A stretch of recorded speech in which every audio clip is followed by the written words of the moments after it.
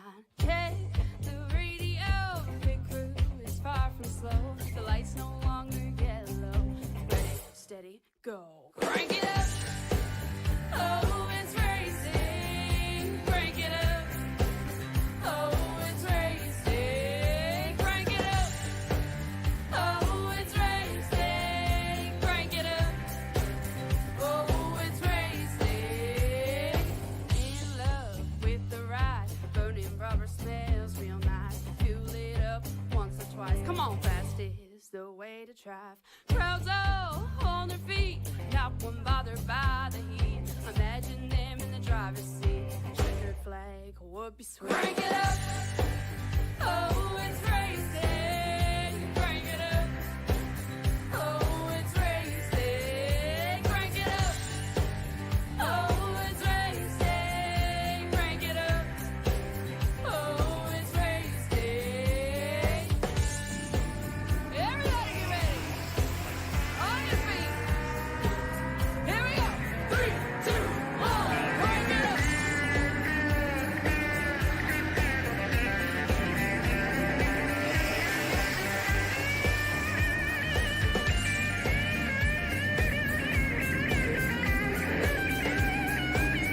Alright, let's get this one out of the way real quick. First of all, happy Thanksgiving, everybody, and welcome back here to PT Racing TV. Before the showcase of our Turkey Day, it's time for a little turkey trotting as we are down here at Kentucky Speedway, Sparta, Kentucky, to see the Pit Stall Racing Series bring us the Turkey Trot 150.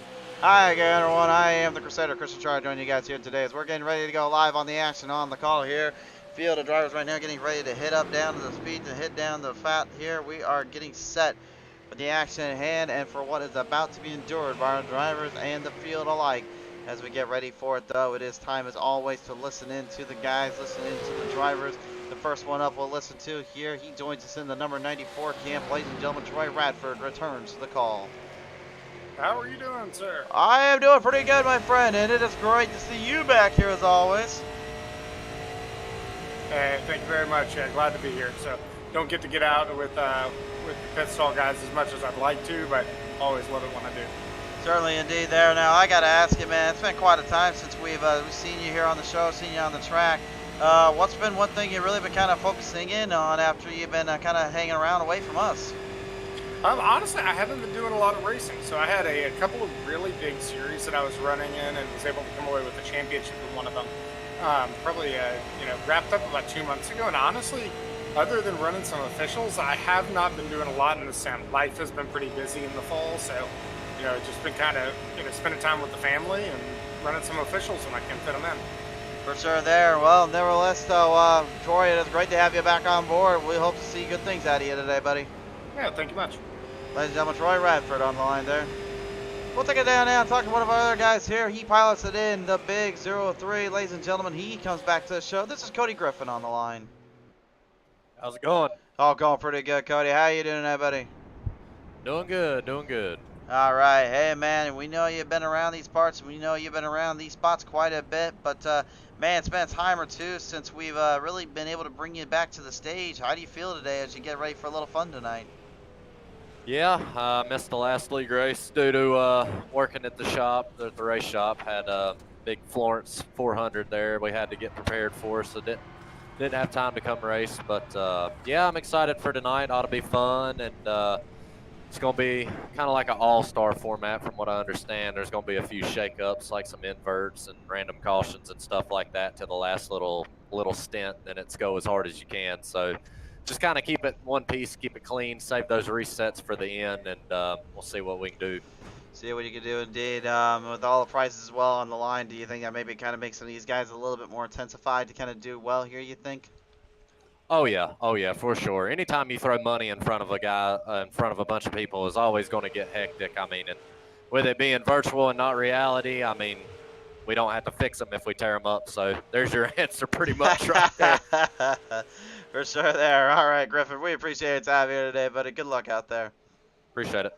Cody Griffin, ladies and gentlemen, having a little fun on the track. Time to listen to one of our lone females on the track today. Pilots the number 5 machine. They kind of check it up a little Thanksgiving scheme. This one, it's the throttle Chantel Bottle. Hey.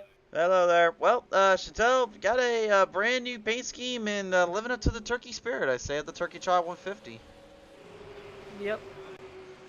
So when you designed it up, are you just feeling like kind of getting a little creative, or you just kind of wanted to show off a little bit, maybe get everyone a little bit more focused on the turkeys rather than the money, you'd say? Yeah, you could say that. Fair enough. All right. Anything else really to kind of coincide, really to focus in on the track here, Kentucky? Would you say here? Nope. All right. Well, she's a woman of few words, but she makes up for it on the track, ladies and gentlemen. Best luck out there, Chantel. Thanks. I did say she was a woman of few words. I didn't say she was gonna talk a lot here, guys. All right, let's bring it back down now. We're gonna talk with one of our other guys here. You would know this guy has a few words he'll say. The BK Racing Paints Machine, number 45, Tim Williams returns. Give him a second here, folks. He's currently getting settled up there in the Discord. As you can hear him. How you doing tonight there, buddy? Ooh. I'm getting wrecked. How you doing? So we can tell. We saw a few folks kind of coming for your tail there. I guess they wanted to try and see if that BK Paints 45 was going to hold up okay. Yeah, I think I kind of I turned this to click this thing over and I made a mistake, so my bad. Well, the good news is we get this out of the way now instead of later. But Tim, man, there's a lot of eyes, a lot of focus and ears on the way this will play out. And as you've suited up your guys and getting ready for the action here, how are you feeling today at Kentucky? I think this is going to be a lot of fun. It's going to be a good race. We've got some good people in here. We're just going to have a lot of fun tonight. A lot of fun indeed. Now, I'll also ask you this too. You got a lot of drivers here focusing in on how the tire pressure, how the fuel brigade as well. But one thing we haven't focused too much on yet is just how this format's going to work. And do you think that could get a few drivers kind of all over the place here, you say, when things get a little bit tough for them? I don't know. Some of them might have a problem with it. Some of them won't. I don't know. It's the format's going to be changed around all over the place for a couple of times tonight. So it's going to be really interesting to see how everything turns out by the end of the race. Absolutely. All right, Tim. We appreciate you coming on board. Best of luck down there. Thank you very much, Chris. We'll talk to you later. Talk to you later indeed. Ladies and gentlemen, the 45 driver, Tim Williams. We'll take it down now real quick with the mad scientist before he goes and talks with his crew here tonight. Ladies and gentlemen, in the big 24, Mr. Tim Lee joins the call. Hey, Chris. How are you? Oh, we're doing pretty good, buddy. How about you tonight? Good, man. Looking forward to it. It's going to be a pretty different and wacky night of racing, but it's going to be fun. Certainly indeed. Now, Tim, I know when you said that we wanted to do this kind of crazy little schemes, crazy little race share today, I know these guys probably were not expecting what they were going to come up for, what they're going to get into. Do you think maybe that can make it just a little more interesting to see what they'll have to do in their pressure times? Well, I told them the first 110 laps, don't judge me, right? So there's going to be all kinds of stuff that we're going to do, whether it's random draw EOLs or do some inverting and some other stuff. So it's going to be a lot of fun. A lot of fun. The fans at least now aware of that too, so I don't have to do too much explaining there. But Tim, I got to ask you too, man. Kentucky's not exactly the easiest track when it comes to the super lates or any kind of track for that matter for the cars. Do you think with this flat banking surface that could open the doors up for a few of these guys to have to make it in a little bit deeper on the corners? Well, what I do know is we have 150 laps. We have one additional set of tires, 4 tires sitting in the pits for 150 laps. So I think it's going to matter what everybody does in the front of the race, the front half of the race. That'll dictate those last 40 laps after we get to 110, because you're really going to have to save those tires if you want to be competitive towards the end. You certainly will indeed. Well, that buffer plays into the game for some drivers, but we'll have to see how this one plays out. Best of luck down there for you and the crew, Tim. Thank you, sir.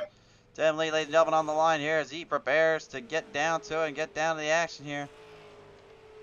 This is going to be a bit of a wild little circumstance, a little bit of a wild fight out from start to finish, and we're about to find it out just a little bit. But first, let's take a listen into one of our other guys. You may know him well as the Rattlesnake. The 21, Robert Kahn, is back. Hey, how you doing, man? We're doing all right here. Kahn, man, it's always one of those things when we see you get on the grid, we always have to remind everyone at home, the Snake likes to strike when he feels like it. Do you feel like striking tonight? I'm hoping so, man. I have a 4th place car right now. I don't think I have the times that the top three have. But hopefully, long run kind of comes out in my favor. But this looks like it's going to be a fun race. Look forward to it. Well, we were just talking about that too. Long run being on only one extra set of tires that you have in that pit stall, and I can probably guarantee as well that it's gonna be a lot more difficult for some guys to kind of accept that. For you, does that kind of play into your wheelhouse? Would you say? A little bit. There's certain tracks where I'm good at it, certain I'm not. Um, I think the important thing here is to not go for the fast lap time tonight in the race. It's more like having the overall fastest average time over 20 laps, 30 laps. But we'll see how it plays out. It's going to be a big conservation race. This track seems to tear up tires. Certainly does indeed. Well, nevertheless, though, Con, we do appreciate you coming on board. Best of luck to you and the crew today. All right, thanks, man. The Rattlesnake, Robert Kahn, ladies and gentlemen. I think we'll take it down now here. We'll listen up some of our other guys here, piloting in the number 42 camp. Ladies and gentlemen, this is going to be Kevin Winker and the Sunny D schemed up machine. How's it going? Going pretty good. Kevin, I don't believe we've really seen you here on the broadcast here as of late, much less on the show, but nevertheless, welcome. And, first time seeing you, I got to ask you, man, what kind of style driving, kind of racing you looking at here today here with the Turkey Trot 150? I ran a league with these guys about a year ago, and then I kind of got busy with work, but I've been around. It's actually the first time I've run a super late model, so this is going to be kind of interesting for me. It's going to take kind of a learning curve for me, so I'm not really too sure what to expect, but we'll go out and see what we can do. Now, normally these cars are more built for the short tracks and for the very smaller tracks, like a mile at the most. But the first time we're really seeing these things this season on the intermediates. Really, what's kind of your thoughts as your third fastest right now out of the practice? Yeah, that was a draft lap, so I don't really know how competitive a time that is for myself. But I mean, it seems decent here. I mean, I don't know. Like I said, the first time I ever ran these, so I can't really compare them to previous race or anything, so I don't really have a time to go off of. But like I said, we'll go out and see what we can do. Well, we'll have to see indeed, but nevertheless, Winker, we do appreciate coming on board. The best of luck to you and the crew today. Sounds good. Thank you. Kevin Winker, ladies and gentlemen, on the line here. We'll have to see how he performs and how he brings to the stage. A lot of guys right now currently just preparing themselves up and psyching themselves up. One of them happens to be piloting the number 7 camp. Ladies and gentlemen, we bring him in now. It is Cody Nelson on the line. Hey, how we doing, bud? Oh, we're doing pretty good. How about you tonight, Cody? Oh, just hanging in there. Just figured I'd come out and support Tim in this race, and might as well try and scoop up a little bit of prize money if I can, too. Absolutely. Well, Cody, man, we have going down to the final minutes here of practice. This is really one of our first time seeing you here and having a travel from New Hampshire down here to the Kentucky region. I got to believe coming from the east, it's definitely a little bit of a trip here into the Midwest. Yeah, pretty cool track. I'm not really a big fan of the super big tracks like this and bigger. That's why, I mean, you saw me in the beginning. I think the first race was I believe Iowa, correct? I believe it was around there. Yeah, I mean, I ended up leading, like 130 laps of that race. And I like the smaller technical, like just play with the throttle type of tracks, you know? For sure there. Well, nevertheless, though, with this one, do you think you might be able to do a little bit of that, considering you only get one extra set of tires and 150 laps? You got to figure out how to complete with them. Yeah, we'll have to wait and see, I guess. Just going to play the cards that are handed to me. Absolutely. All right. Well, Nelson, we appreciate your time here, sir. Best of luck to you and the crew. Hey, thank you. Cody Nelson preparing to go to battle here, and so are these drivers. Let's take a look at our track tech talk here, and McDonald will get to you in a minute in the comment section, buddy. Turkey Trot 150, ladies and gentlemen, and before you go and ask me anything about what they're doing with the All-Star Race format, I'm just going to say real quick, we'll talk about it in a minute, but here is the format. Here is the layout, though, of our track today. Mile and a half in length. It's a cookie cutter D-shaped configuration. Slight little stretch there off turn 1. Watch for the corner to kind of sharpen in on them. Turn 3 and 4 to be a little smoother, but turn 1 and 2 definitely going to upset some cars. It's going to get drivers a little bit wound up. We'll have to see how much that affects them in the long haul.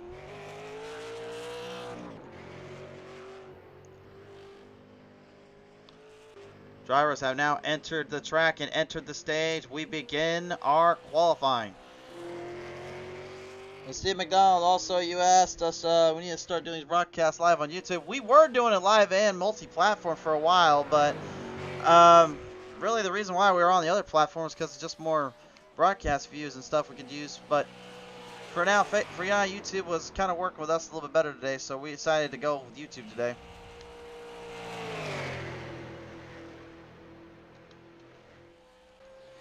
But believe me, I would love to get on YouTube a little bit more often, I'll tell you that much. Anyway, we're going to get back to the action here. Qualifying is underway. 10 minutes of qualifying here for these drivers. You got a field of over 22, 23, 24. I think we got about 24 drivers total. It's a massive field, I'm telling you guys. This will be interesting to see the increments these guys have to put up for speed.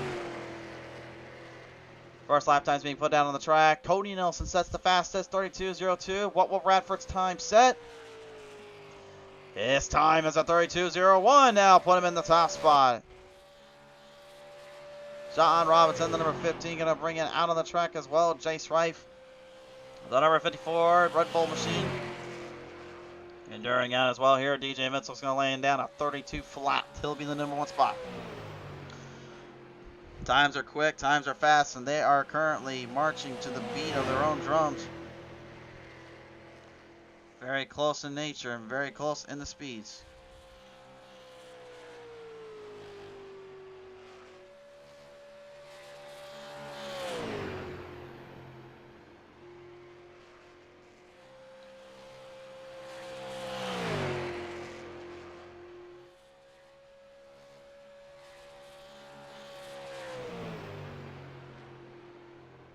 Right, fans, if you could do us also a favor, go ahead, share this one around. Let the fans know you are here. Tell us where you're calling us from, where you're talking to us from, as we showcase some absolute fun racing and some tough challenges ahead.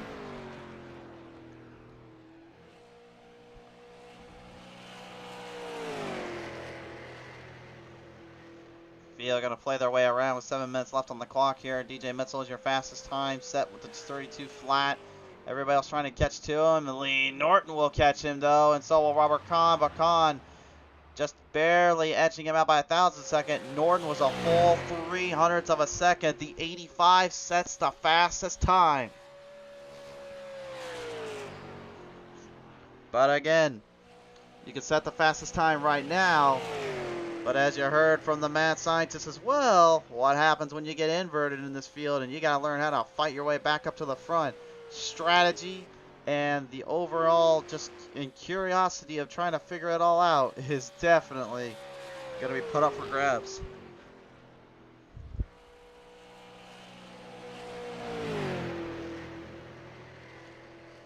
John Garrett, the number 66, going to bring his car out onto the track and out onto the field here as the Fort Worth screen printing machine will be up into the fight. Qualifies in the 13th slots. Daniel Holloway, Kevin Winker have now entered to the stage here. Actually, I take it back, it wasn't 24. It's like almost 30 drivers in total. I think we got actually maybe over that. I'll tell you guys the full results in a little bit, but I'm pretty sure we're way past 26, 28. 26 of Daniel Holloway. He lays down the time. 14th fastest of the bunch.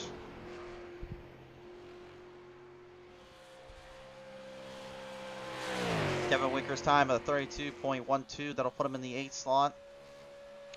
Interesting positions here from our drivers as we continue to see everyone just kind of putting in a certain position, certain place. I expect a little bit of that craziness to kind of intertwine around the track here as we listen to some of the guys right now. Len McNeese is one of them, and Len didn't quite get the time you were looking for out there as we usually are used to seeing, but what went wrong down there on the track?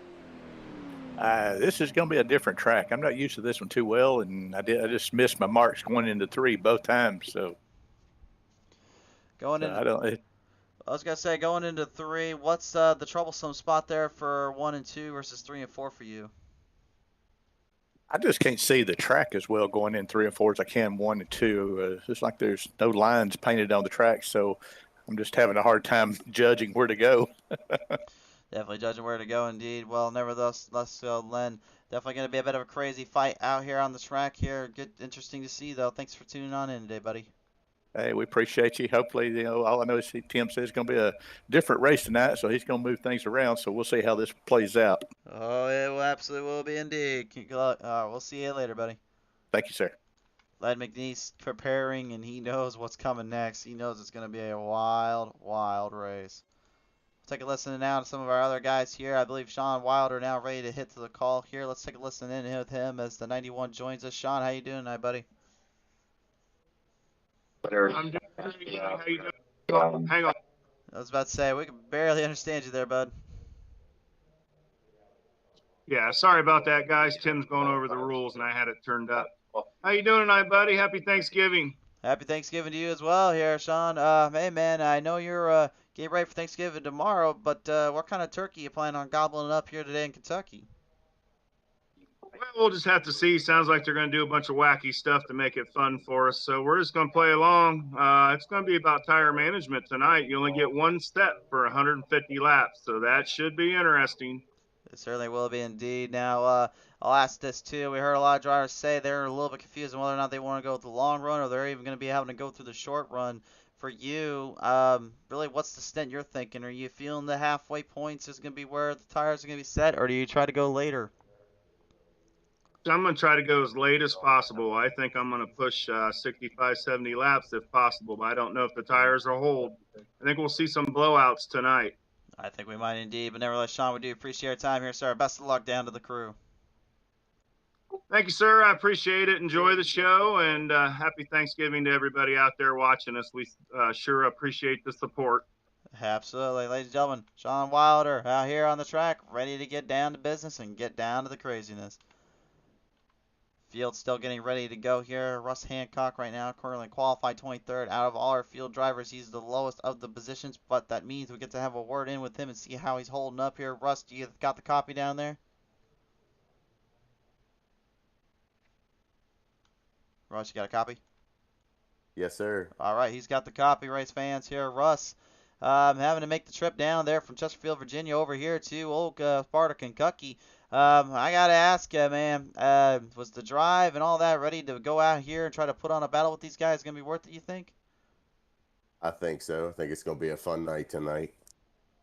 Certainly indeed. A lot of fans as well in the comment section saying this is one of the craziest races you'll see. For you, though, its track and its temperamental tire wear, do you think maybe that could affect some of these guys on the long haul to the short run, you think? Most definitely. It's going to probably affect me a bunch, too. I've hit the wall a bunch during practice as it is. Well, definitely don't want to do that too much in the race, but Russ, definitely a lot of work to do and a lot of hassle to fight. Best of luck down there to you and the crew. All right, thank you, sir. Ross Hancock, ladies and gentlemen, getting ready to get down to business, get down to the action here. We're listening to one more driver here. We saw him earlier on as he laid down the 6th fastest time in the 26th. Ladies and gentlemen, this is Daniel Holloway. Hi, hello. Hello there, sir. Well, traveling from the Midwest to another part of the Midwest, my friend. I gotta ask you, if laid down the 6th fastest time, and really, you know, the way these inverts could be, or the way everything else can be, did that kind of make you a little nervous going that fast, or did you want to try to set a standard and set these guys up for something here? I just put down a lap. I didn't even know what we're doing. Invert, revert, who knows? Whatever I start, you know, it's all about towards the end, saving the tires tonight. So it's a long race, and keep this car nice and clean till the end. Keep it nice and clean to the end. I know you got a lot of stats, a lot of focus on you and the crew here, but I mean, for the fun of it and all that, do you think it's going to be worth trying to go for those prizes, or do you think some of them might get a little too much over their heads, you think? You never know. I mean, it's gonna be an interesting race. It could be some people be dominant at the beginning of their run, or they can be holding back and saving tires, and next thing you know, they're at the end. So I think that's the main key, is trying to be there at the end and go from there. Be there at the end, fight for the end. Daniel, thank you for your time. Best of luck down there. Thank you. Daniel Holloway, ladies and gentlemen, on the line, and race fans alike. The time has indeed come. We have now hit the point. Ladies and gentlemen, it's time for it all to begin.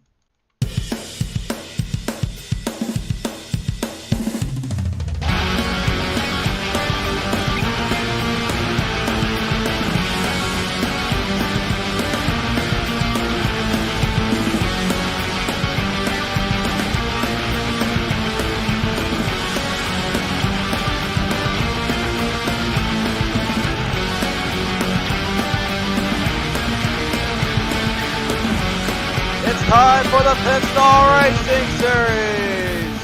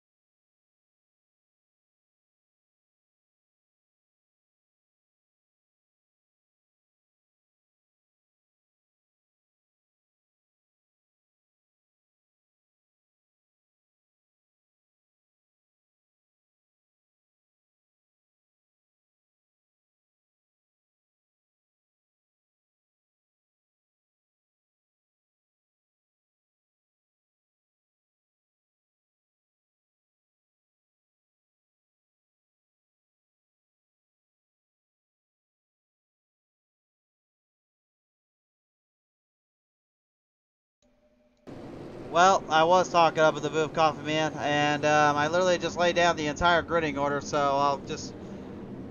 I guess maybe I should have probably had my producers look at that again. I didn't realize we weren't even live on the audio command there, guys. I'm sorry. So yeah, what I did is I gave the gridding order for the night, but I think we'll just do it again because it looks like we're going to be spreading these guys out a little bit here. So the 91 Sean Wilder will now be on the front of the pole. The outside of him in the 6 will be Eric Blount. Charles Whitehill will be in the 51 with the 84 of Len McNeese. Gordon Larson Jr. will be in the 00. The 15 then will be Sean Robinson. The 343 is Russ Hancock. Cody D. Giles is in the 33. Cody Griffin's in the 03. The 13 is Douglas R. Johnson. The 30 is Cott Baker. The 77 is Michael Pratt. The 66 is going to be John Garrett. Michael Taylor is going to be in the 98. Tanton Woldridge is going to be in the 56 with the 47. Them on his outside in the Ray Radford. The 32 is going to be Frank Hughes with the 54 of Chase Wright. Luke Gray will be in the 29 with the 42 of Kevin Winker. The 5 is Chantel Throttle Pottle. Outside of her will be the 10 of Dustin Franklin. Daniel Holloway will be in the 26 with the 7 of Cody Nelson. The 94 will then be Troy Radford with the 61 of DJ Mitchell. Robert Connor will be in the 21 with the 85 of Lee Norton on his outside. And then finally in row 15 will be Todd Poston in the 31 with the 24 of Tim Lee. Okay, do we got that? Whew. All right, Coffee can hear us now. All right, I'm good with that. I'm happy now.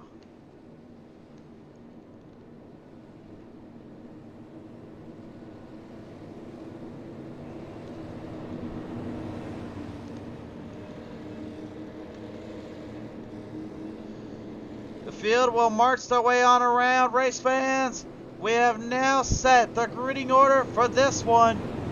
It's an absolute all-out wild race to endure, and it's a fun one to see. The Turkey Trot 150 begins now here at Kentucky.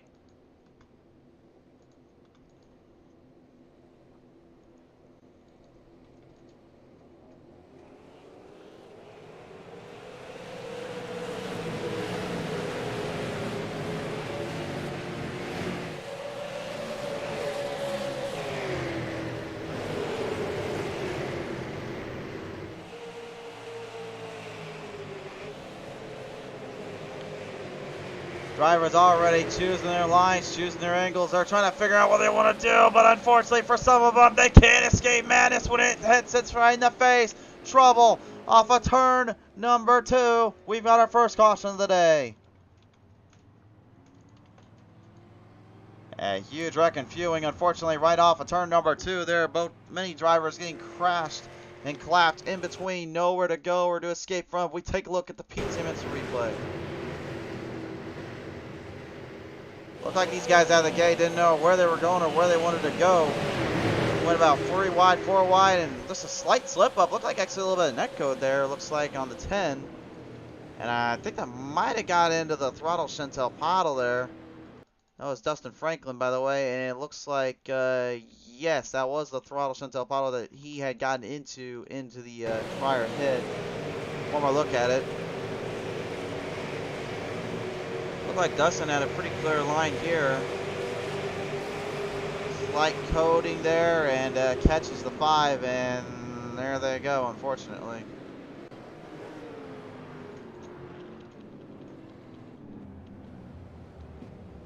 Bit of a hard wreck there, unfortunately, ensuing out of the gate. That will slow our drivers back down to a crawl here and bring us back to the start. Don't worry, we're not going to keep inverting the field around. I can promise you that much.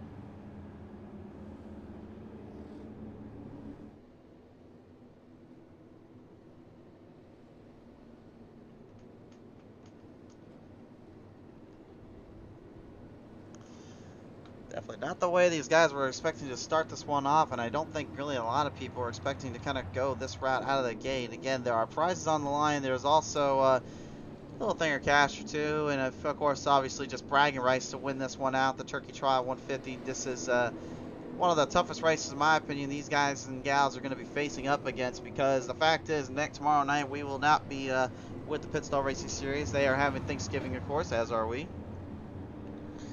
And that in turn going to make it a little bit more interesting to let everyone kind of lay loose and let off for a little while and relax. But when I was told about this idea that they came up with and what they wanted to do, I asked flat out, like, depending on where you throw them at the track, you can make for some really good racing or some chaotic racing. And I think the chaotic racing part was just due to the fact a lot of guys weren't wanting to push their equipment too soon. And now those up front are basically, in my opinion, getting a bit of a free ride here. They don't really have to worry about trying to push too much limits yet.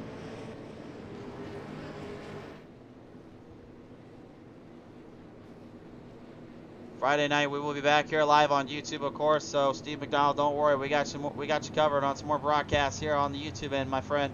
Stay tuned with us here live on YouTube, as we'll see you guys here then for the Misfits iRacing League. Saturday night we'll be back at it with Goat Racing League as well, so it'll be fun to see them back on the show after their incredible battle there with the Truck Series back at Richmond Raceway. It'll be interesting to see who comes out on top and who can also start making some noise as the playoffs continue. Sunday night will be an off week for us. We're just going to relax, as Pedal Metal Racing League will be off as well. Monday night, I believe, we'll be relaxing again too. Nothing going on then. But then Tuesday night, how about a little back-to-back for you? As long as everything goes right, we'll have Pushing Limit Racing League, and we'll also have Goat Racing League Truck Series back on the center stage. Off the distance down into corner number 4. This time on by down to the front straightaway they go yet again here. We're getting back out of here for the Turkey Trot 150. Continue on, boys.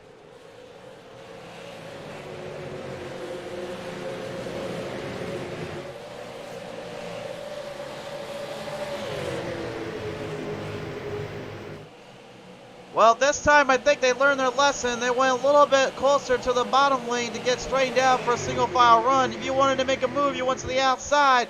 But some of them get trapped up there and then get talked to the bottom. And Franklin yet again about another wreck as they wreck hard down off of turn number 2 again. This time it's Michael Taylor and Dustin Franklin getting into each other. It looked like Taylor just got a little too aggressive and he found himself trapped on the outside wall. When you got 30-plus cars out there, and then you got guys that maybe a little bit inexperienced this kind of racing, I mean, I hate to be the bearer of bad news, but that can lead to problems.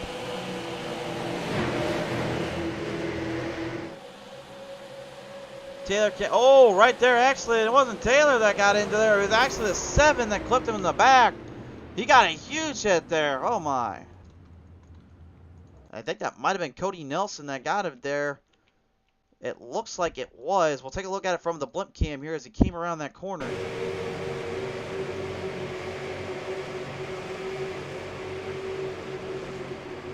Well, just enough contact. When the speeds as high as they are, well, let's just say these Super Late models can't exactly handle the bump and runs as well as you think here with this kind of racing.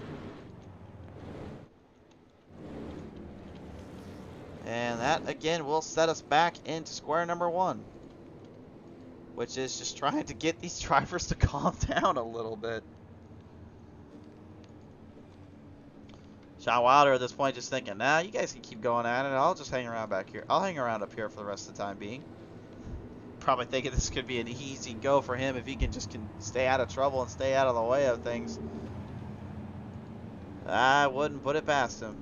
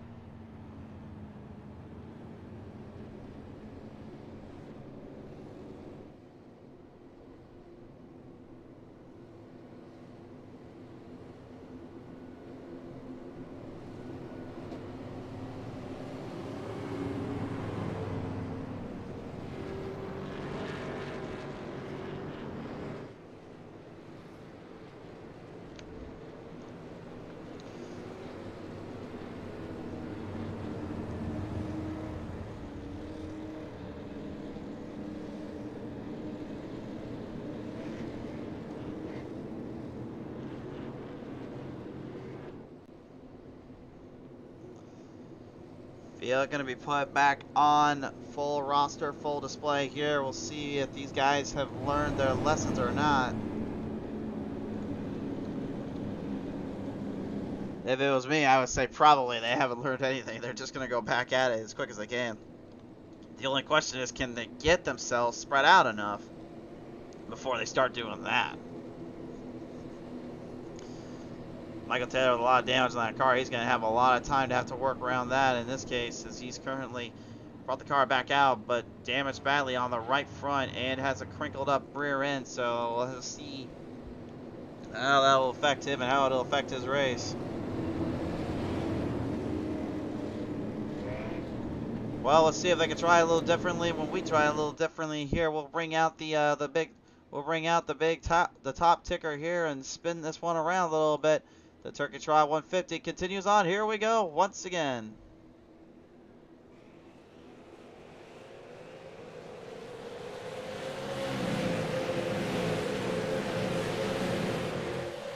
Charles Whitehead saying before he went back on the race, like, talk with me when that next caution, you got a little surprise. Charles, I don't know what you could surprise me with that I might not already know, but I'll listen in to you in a minute, buddy. Can we get it past? Well, we got one in the wall, but we're still green. That's Robert Smith, the 51 in the wall, but they stay green. Sean Wilder will remain your leader here. We've got a full lap in a hard racing now. And these guys are not giving an inch here out of the gate. They're going to push their limit, push the pedal straight down into the middle here. They'll lean them into the corners here. Look up front here. Sean Robinson making a good beeline for the front immediately. He puts one up on Michael Pratt and on Frank Hughes. Both guys deadlocked on each other. Oh, another one in the wall there. That was Douglas R. Johnson sent up top there. A little tag, though, looks like for Frank Hughes. And more so than trouble. He's going in for a ride. They're going for a wreck and collision course off a turn for Tim Lee. Coming dead stop. Huge wreck. And I think Hughes might have gotten clipped there by, I believe that was Sean Robinson entering in through turn number 3 to exit off of 4. Not really sure what went wrong there or what went down, but we'll take a look at the replay. Hughes goes wide, drives it up, actually gets into Garrett here. Bam, there's the clip. And there he goes. You can see everybody trying to avoid him. And then, oh, poor Troy Radford. He just got destroyed in that one. Tim Lee at least thought smart enough to just go spinning in the grass. Didn't burn his tires up doing that, but not to say that he hasn't done a little bit of damage to the grill and the spoiler of that car. He's going to have to be very careful now. Okay, well, he said he had a surprise for us, so I guess let's just go listen in to him. All right, Charles, you had a surprise for us. What do you got, buddy? It's not Charles, it's Brock. Well, somebody on Charles Whitehead's account here on the YouTube end said you wanted a surprise for us. So, Brock, how you doing, buddy? I'm doing pretty good. He asked me to race. I guess his back was hurting or something, so he had me jump in. Well, having you on the show and having you here at the track here, man, I got to ask you, what's it feel like out here, and how crazy you think it's really just becoming just alone on these starts? Yeah, it feels pretty good. The starts are pretty crazy. I can't figure out to start in first or second. I feel more comfortable in second, but it seems like first is the faster choice. Seems like it indeed. Well, nevertheless, so really any big plans here trying to hang up there with Sean Wilder, or do you think maybe you just kind of lay low and stay out of trouble when you can? Just stay out of trouble and save the tires the best I can. If I can get to them and get around them, that'd be nice, but I'd rather just save the tires and be there at the end. For sure there. Best of luck down there to you, Charles. Thank you. Charles Whitehead, ladies and gentlemen. Well, Brock Whitehead, actually. Sorry, Brock. I don't like calling him Brock when his name is Charles on the call there, but I know Brock Whitehead. He's actually the former driver of the 31 from a few leagues you may have seen him in. Tough competitor, tough kid to deal with, man. He won't give you an inch, and he'll say at the same time he'll race you for all it's worth. But good driver in his own right, definitely deserves a lot of fighting credibility for his own sake.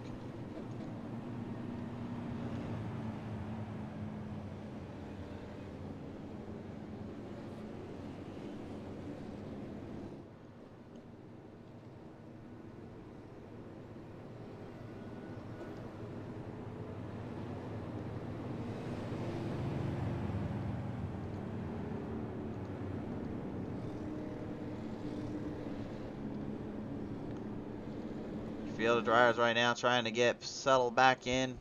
Again, 13 out of 150 laps so far completed. Not exactly what we expect out of these guys, if you ask me. We've had, what, 3 cautions so far, too?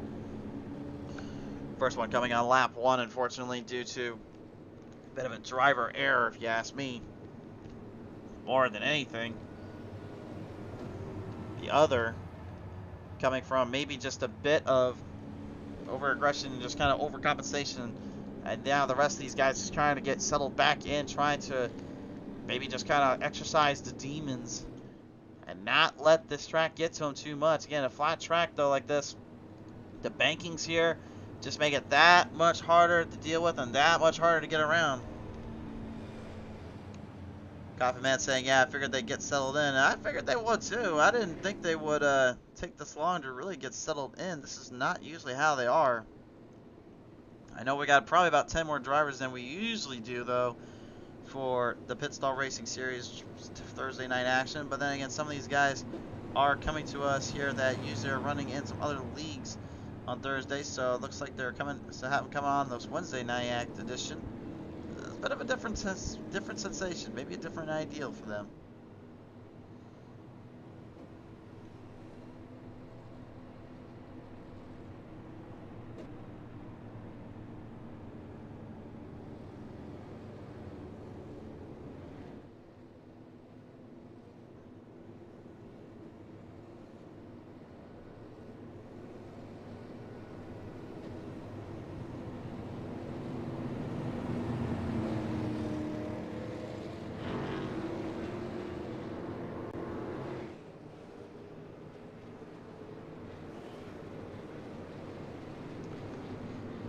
We're going to double file them back in a little bit. Have they learned their lesson, I wonder? It's hard to really say, because again, you can't predict these kind of moments, you can't predict these kind of races, and again, this is one of those situations. Things can get a bit heated, things can get a bit crazy, and alright, I'm not really sure if Frank Hughes is supposed to be up there with the guys, but he's going to put the 32 now into that spot, despite the fact he got the caution out there, got collided in, so a little bit interested to see how that was working in, but we'll let him run. They're gonna let him drive. Again, I don't know, and I don't know all the rules. I don't know everything they came up with. They're literally just kind of doing this on the fly in terms of invert, how they put him in position, and how they let him race. If I had a guess, I think Frank may have got himself a bit of a lucky dog there. Jump back ahead of the field. We'll have to see here. Because a lot of guys have not even gone into pit road yet, so they're going to send them back down off of turn number 4 this time on by here, and we're going to let them run. We're going to let them drive. Back up the start. Here we go.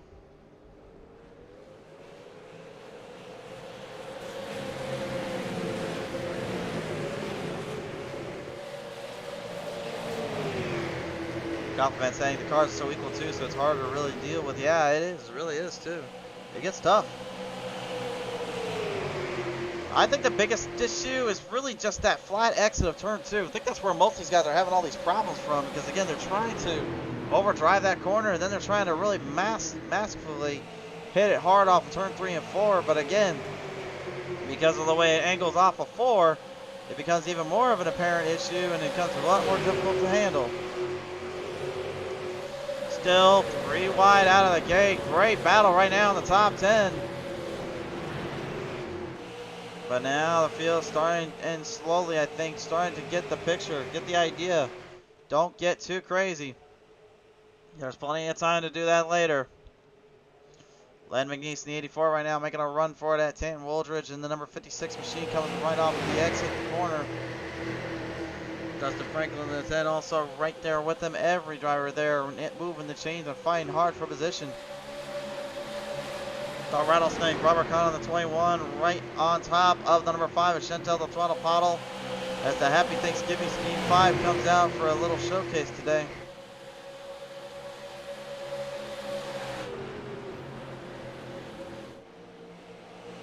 Frank Hughes in the 32 staying right up on the binders here. Every driver for themselves currently. The The big 00, Gordon Larson Jr. right up on the pace. John Garrett right in front of him, and then Cody G. Giles in that number 18 scheme, I believe, today. Or the 10, I should say. There it is, right up there. There he is. There's the 10. Not the 33, mind you. That is the 10. But we have him registered in the iRacing exchange as the 33. But customer says otherwise. Oh, speaking of saying otherwise, look out for the 7. Cody Nelson nearly getting into the back there with Charles Whitehead. And as soon as he had to let off, these guys just passed him on by. You can't make mistakes like that and expect yourself to get away from the track and get away from the guys quickly like that. There's a lot of times you'll see drivers get a little too complacent, a little too over their head, and then things just change in a heartbeat.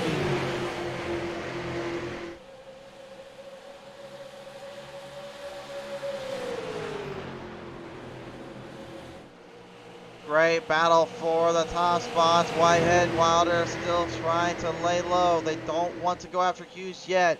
Giles, though, does not seem to care. And how can he? Lee Norton, unfortunately, out of the race. He has said that his motor blew. He's crashed out for the night. He's done. Lee, we do appreciate coming on board, though, and hustling out for the race today, sir. Well, at least we can finally use some cameras on these guys and watch this one go at it as they currently now separate and start to maintain distance in the field. Fields have currently worked their way through more as we go, and you can see just the distance from one driver to the other. Dan Wooldridge, he's currently right now in the 20th spot, and up ahead of him is that huge pile of drivers so far paced up in the front. A lot of guys right now are heavily focusing on that fuel and tire strategy, and again, they kind of have to if they want to be competitive really late.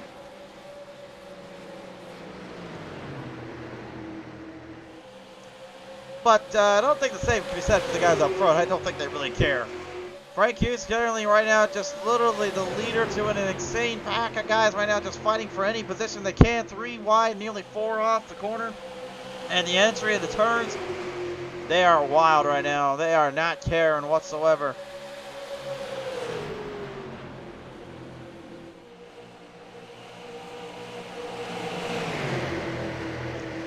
Alpha Man saying much better this run. Don't be jinxing nothing now, but yeah, I think it is a much better run.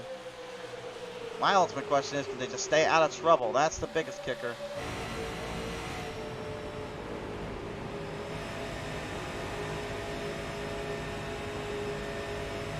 See how much steering input Robert Kahn's having to be making in those corners there around the turns. He's having to watch every single spot of that turn entry and exit, just to make sure he doesn't get himself trapped into any mistakes or trapped into any problems here.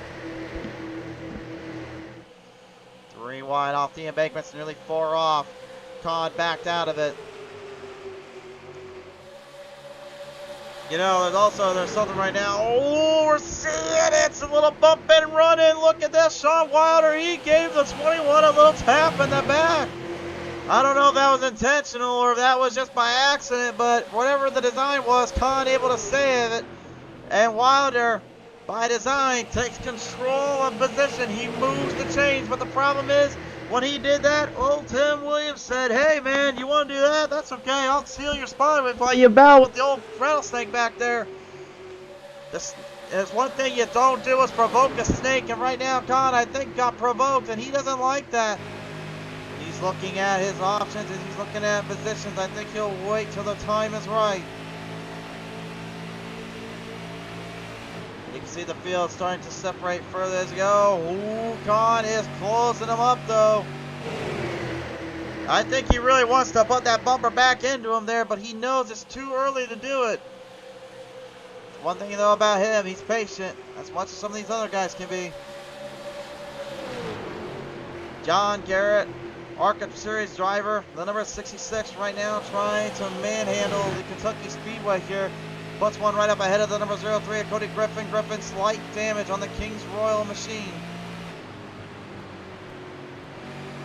And the number 30 there, once again, that is Scott Baker. He's going to go a lap down. He's up on the wall protection right now, trying to avoid drivers and stay out of the way of these guys.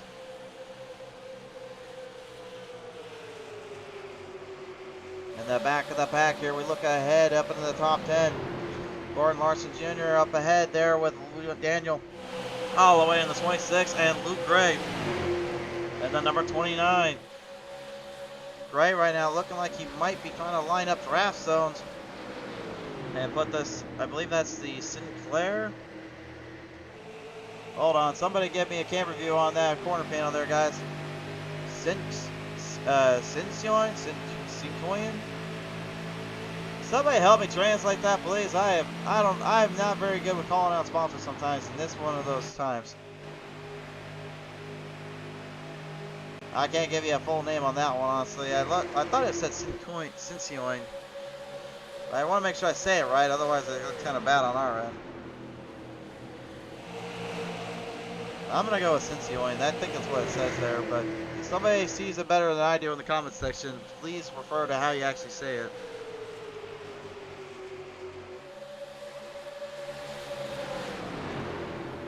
But anyway, right up to the front, looks like tire saving went out the window. Here comes the hard race, and that's back bottle for the lead. Cody Nelson on the inside, Hughes on the top, Giles in the back, running them down. Nelson is loving every minute of what he's seeing, but unfortunately for him, Giles seems extremely patient.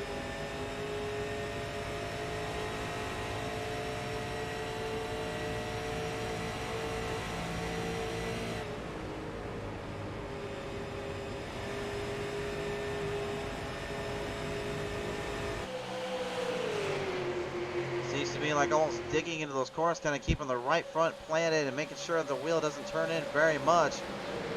That in turn is helping him kind of dictate the control and dictate the pace. And Giles will blink first to pit road. Looks like fuel now becoming a factor here. We've had a pretty good stint in the run. I think it's about time we take a look at our pit strategy here. Let's take a look at our pit stop length here. And so far, here's what we got right now. Currently looking at about roughly 31 laps or so, 33. Some of these guys have been out, so looks like about 35, 40 laps at most, if you include saving the fuel line. But I'd say you're lucky to even get about 28, 29 on a full set. Nelson goes into pit road, so will Griffin, and Garrett, new leader, Frank Hughes.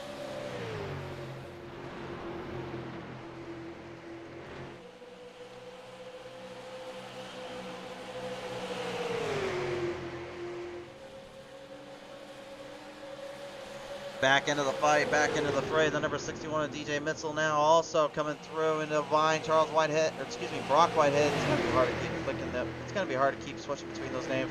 Anyway, Brock Whitehead, who's driving Charles's car in the 51s, goes to pit road. DJ Mitchell in the 61 Valvoline machine gonna move the chains again. He's now almost one spot away from where he qualified at. Khan currently holding that down. Actually, Khan a spot down from where he started today. He started second and is now in the third spot.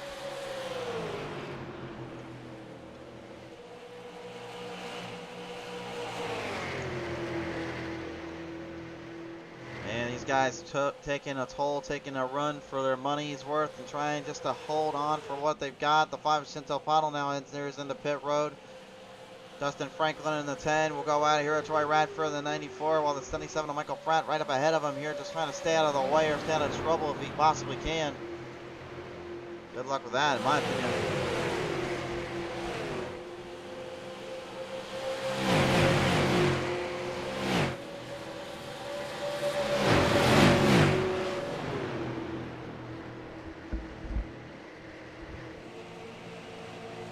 Khan and Rife now enter in, so Rife is in, Khan's going in.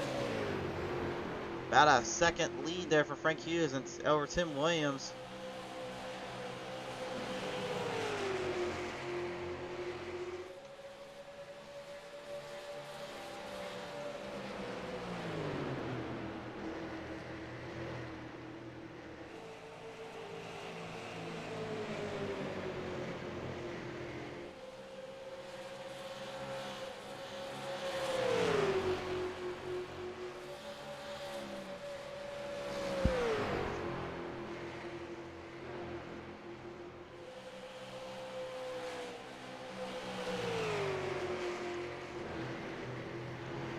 They'll kind of back down into the corners here currently as they currently figure out whether or not pit roads and strategies are going to be into good use and into for a good part of the track here.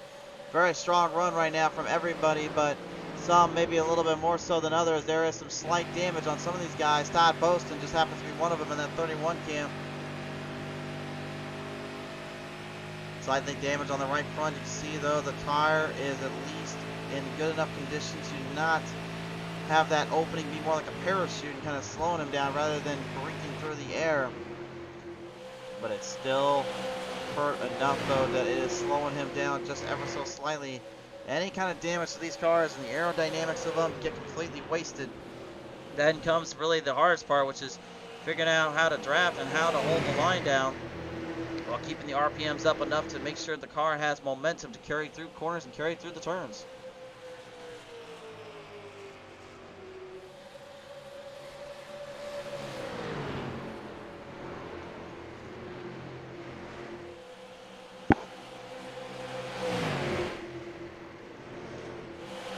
Dan Woolridge here staying right up ahead, but as John Garrett goes up ahead of him. Right behind him, though, the 343, that's Russ Hancock. Hancock's been on the show before, and he's made some noise here on the track, and he's looking to do it again here in this against the 56 of Woodridge.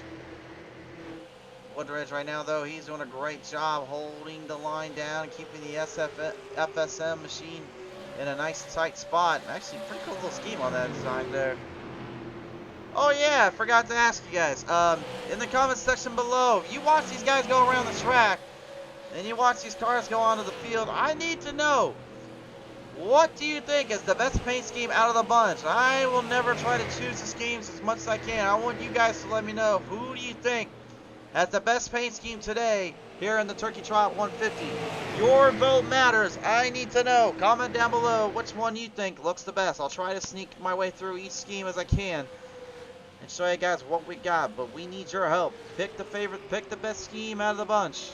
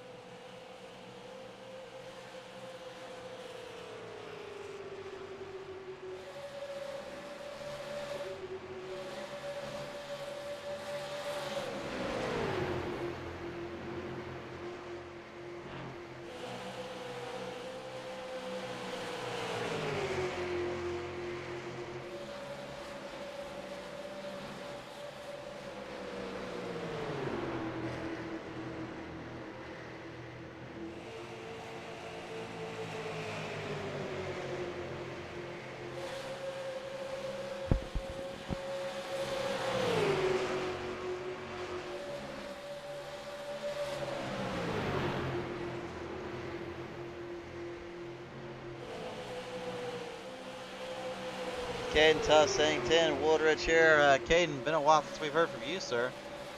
He's going with 10 Woolridge, though, on the track. Well, we'll take a look at his scheme. You know, I gotta admit, yeah, I do like the scheme. Definitely good looking little ride there. Does have a little orange to it. Gotta match up for the, for what you would see down for Thanksgiving. So, yeah, all right, 10 Woolridge. So we got one vote for 10 Woolridge from Caden Tufts here. Kind of moving up to the distance, though. Back into the race we go. Currently, by the way, Cody P. Giles, your race leader. By the way, started 24th. He's 23 spots up so far. He's leading this thing. Tim Williams in the 45 BK Paints. Dealing with Sean Wilder in that 91, as well as Daniel Holloway in that 26. While behind him, a 29, Luke Gray here, trying to make some noise.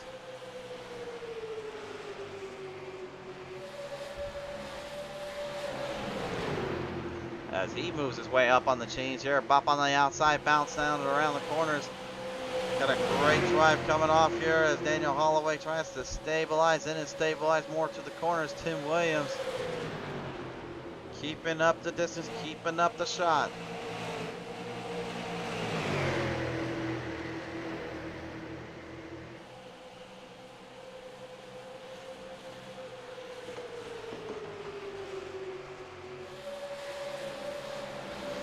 Some absolutely wonderful battles going on between these guys, between these field of drivers. No one really is safe in terms of scope or in terms of where they're at in position.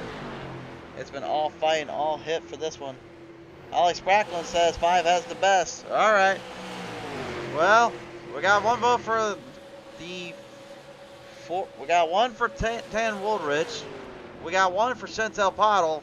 I need more votes in here, guys. Comment below. I need to know who's got the best scheme in the house. You need to let me know. Tough Sagan messaged me, wanted a mix between his IRL car and his iRacing car, so I threw him that together for him. All right. Whoa, speaking of throwing together, hold up. Brock White in that 51 goes for a little roundabout and gets into it. Sean Robinson and the caution drew.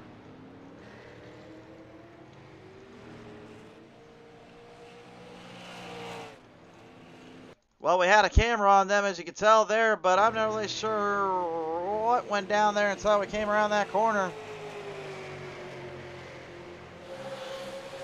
And Brock Whitehead, I guess, living in the Halloween spirit still, decided to bring out the Candyman scheme, but, well, I'm not really, sure what happened there, but ouch, ouch, and ouch.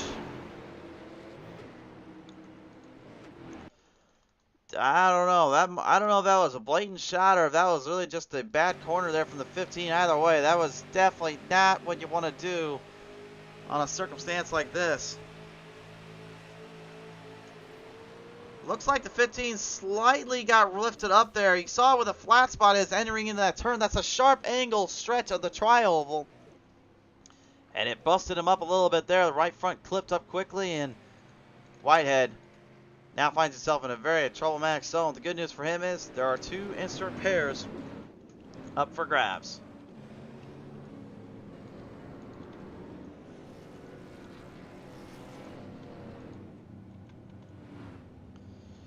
Race fans, the drivers are going into pit road. Fuel and strat and tire is going to be very crucial here. What do they choose? And what do they take? We're going to find out here soon enough. Looks like some are taking some tires and taking some fuel out on the track. So when we come back, we're going to see what goes down and what will hit the points. We're about to find out more as we return to the show. Tonight's race presented in part by our friends at Fort Worth Screen Printing. If you guys need the best custom design t-shirts done your way, there's only been one brand name that can do it right, and that's our friends at Fort Worth Screen Printing. Be sure to visit them up at fortworthscreenprinting.com to get your custom design t-shirts done your way, your style, no way, no how. Thank you to them for their support, as well as from John T. Garrett Twitch channel. Be sure to support him on the Twitch streaming as he showcases his IRL to his iRacing sets. And by Lightning Wraps, with the most affordable designs made at the leisure, Lightning Wraps is going to always bring out the best designs in your library. Okay, and going back to our fun times of figuring out who's got the best scheme in the house, we've got one for Chantel Bottle as well. The 5 has got some votes from Steve McDonald, so Holly Spracklin and Steve McDonald have both voted for the 5, so we have 2 votes for the 5 and 1 vote for the 56.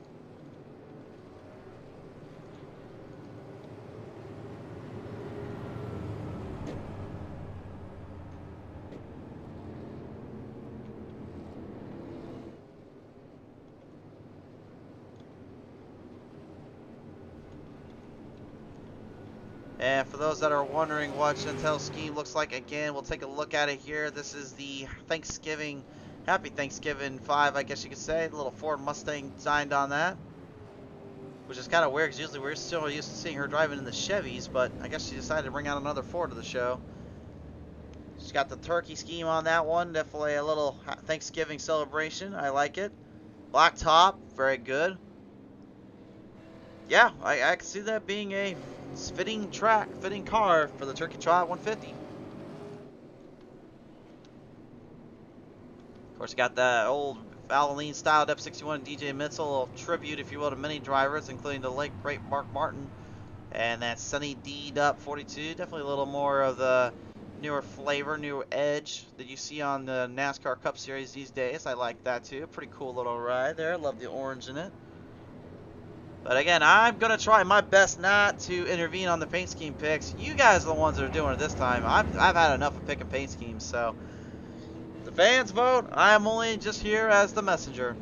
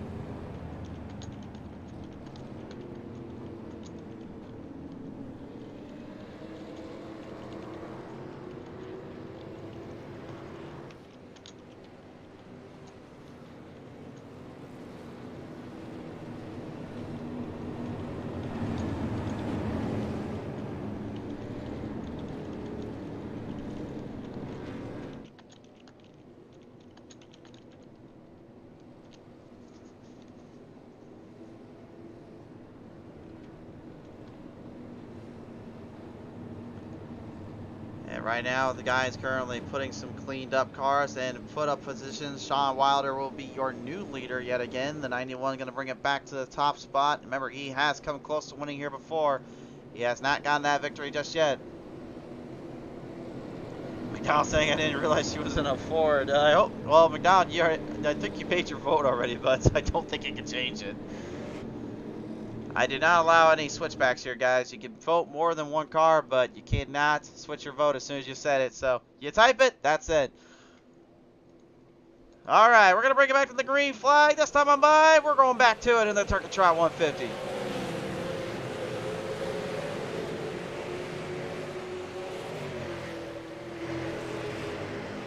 Well, to say Wilder got shot out of a cannon, I think that's an understatement. He got blown out of the gate.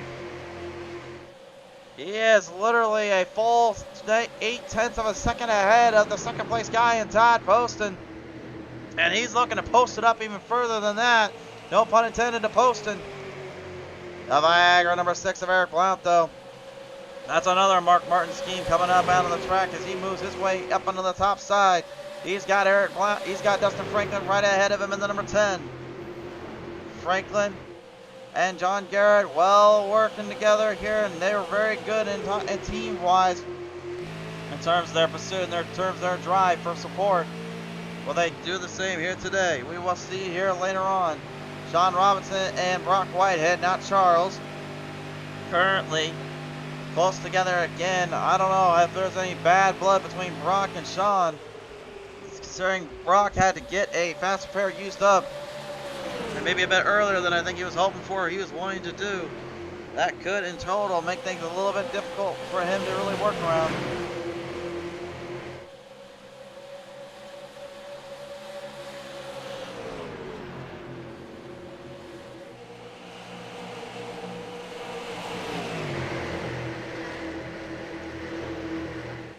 Gordon Larson Jr. in the double O right now, moving up to the brackets. The 343 of Russ Hancock as well, right there with him.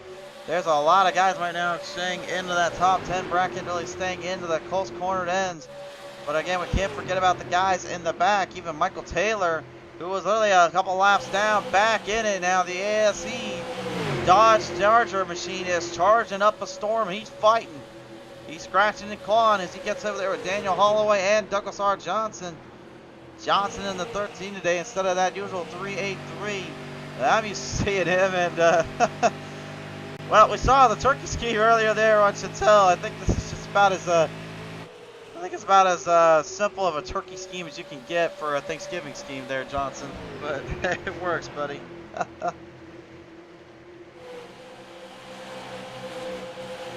Len McNeese, Frank Hughes, Ray Radford, they're all hunting back down as well here currently. Len McNeese, a former winner here on the show. He got his first win earlier on this season on the Pitstar Racing Series Tour at Michigan International Speedway. And what I can best describe as just perfect timing and perfect execution, to say the least. David Wolderidge is going to come on board. He's running for the number 56 in terms of paint schemes. 2 votes for Chantel, 2 votes for Woodridge.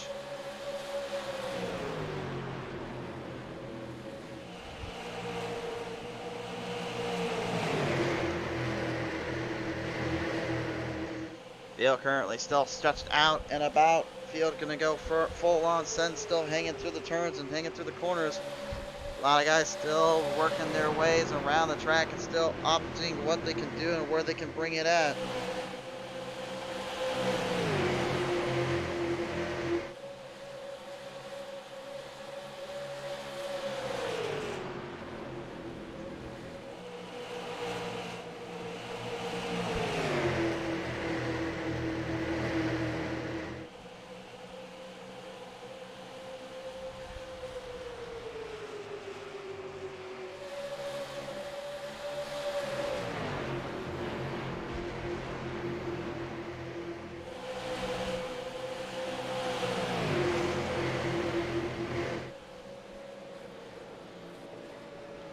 Coming down the line, we got a bit of problems down there. Yellow flag is out. Frank Hughes appears to be the one that brings the caution out for this one. And the 32 has come to a dead stop here off turn number 1. Unfortunately, it looks like trouble down there. David McNeil is coming on board. He's saying number 5 for the paint. So we now have 3-2. Chantel favored. Woldridge currently with 2 on the votes. I'll take a look at what happened to the 32 of Frank Hughes as well. Let's take a look at this one. Came up, one came down, and the other went on around. Huge little hit there, unfortunately. Frank Hughes is okay. He will continue to race here, but definitely not the way he was expecting that to be put into this predicament. Another look at it.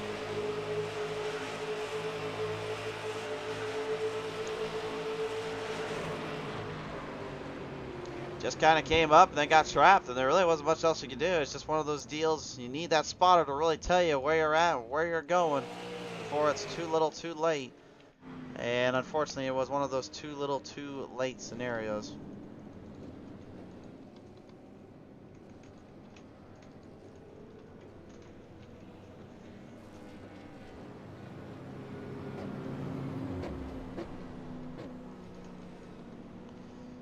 Time to listen in now here to some of the other guys here as we bring them down to the track here. We'll listen to our race leader at the moment, the number 6 of Eric Blount now joins me on the call here. And Blount, this has been an absolute wild first half of this race, but now entering into the second half, what do you think you and the teammate Gordon Larson Jr. are kind of having to focus on?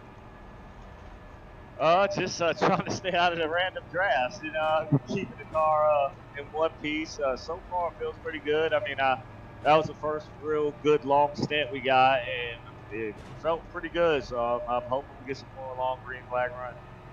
Certainly indeed. Now, I'll also ask you as well, sir. You know, there's a lot of troublesome scenarios that could really bolster down on these tires. I mean, how are they handling? How have they been able to handle with this kind of cornering? Well, you know, I just took it easy, you know, the first 10 or 15 laps, and it paid dividends in the end. It certainly did indeed. All right, Blount, we appreciate your time here, sir. Thank you guys and everything you do up in the booth. Absolutely. The Viagra number 6, ladies and gentlemen, that was Eric Blount on the line. And I just mentioned his teammate a second ago. He's currently in 3rd, so we'll pass this one on to you, Larson. Good to hear from you and see you again. And what is it going to take here to finally put this one in for a first win, do you think? Just manage tires. That's what we're looking at. We still got a good ways to go. But, so far, so good. So far, so good indeed. Now, you know, with fuel-wise, what are you looking at there? How many laps do you think we got before really had to start really pulling that thing into pit road? Yeah, we're trying to make it to lap 75 is what we're shooting for if it's green. Lap 75 and shoot for. All right. Well, Larson, looks like we're about ready to get back to the green, so best of luck down there to you and the team. Appreciate it. Gordon Larson, Jr., ladies and gentlemen, with the big 00, looking to try to bring this one home.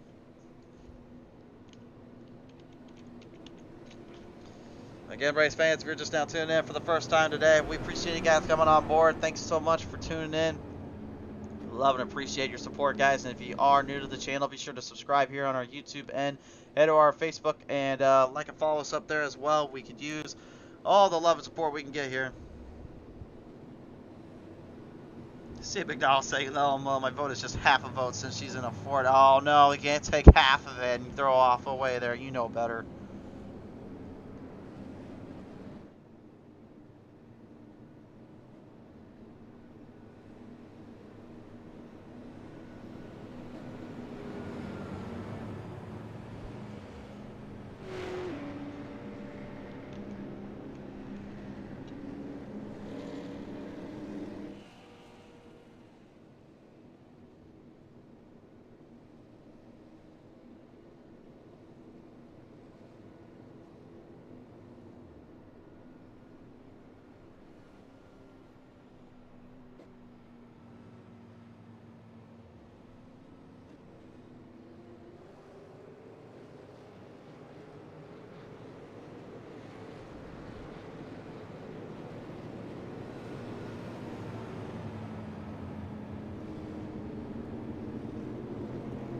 Bottle saying, hey now, hello, it's Steve McDonald. Well, Bottles, you may need to have a chat with him later, that's all I'm going to say. I know I have a chat right now, McDonald, because I love my Fords, thank you very much. Call me out on it if you want it, but I don't care, I always drive a Ford. I still have a 1998 Ford F-150 extended cab that's still up and running, thank you very much. That thing hasn't died on me yet, so for those that always say the old lines, I haven't found it on the road dead yet, boys. We're going to bring it back to the green flag here. We're going to set them off down off of turn number 3 to turn number 4. Aaron Quiet's going to be your race leader with Sean Robinson on his outside. Teammate Gordon Larson Jr. behind the 6, while the 31 of Todd Poston is getting ready to now start the enduring endurance, the climb to the top. Here we go, coming off of turn number 4, this time on by. It's time to bring the Pit Stall Racing Series back to life. Continue off halfway through the Turkey Trot 150.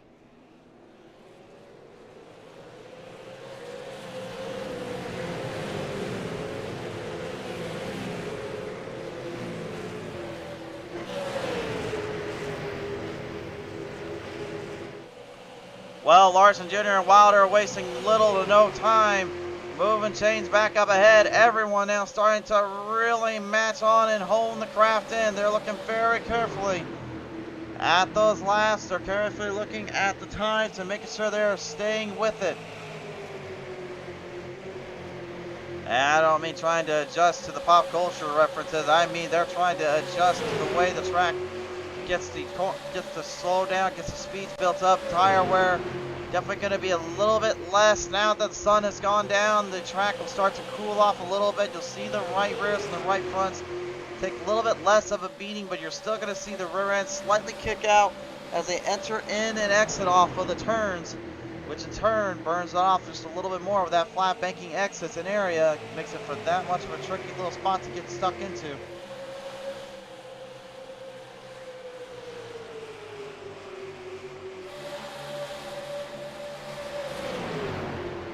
Donald over here laughing at us, or laughing at the Bottles, this little thing there. Coming on down the road here, though, Bottle is not laughing her way anymore, unless she's talking about laughing her way to the bank. 12th spot right now. She's looking for more. Got caught up in the first wreck earlier on, hasn't looked back since.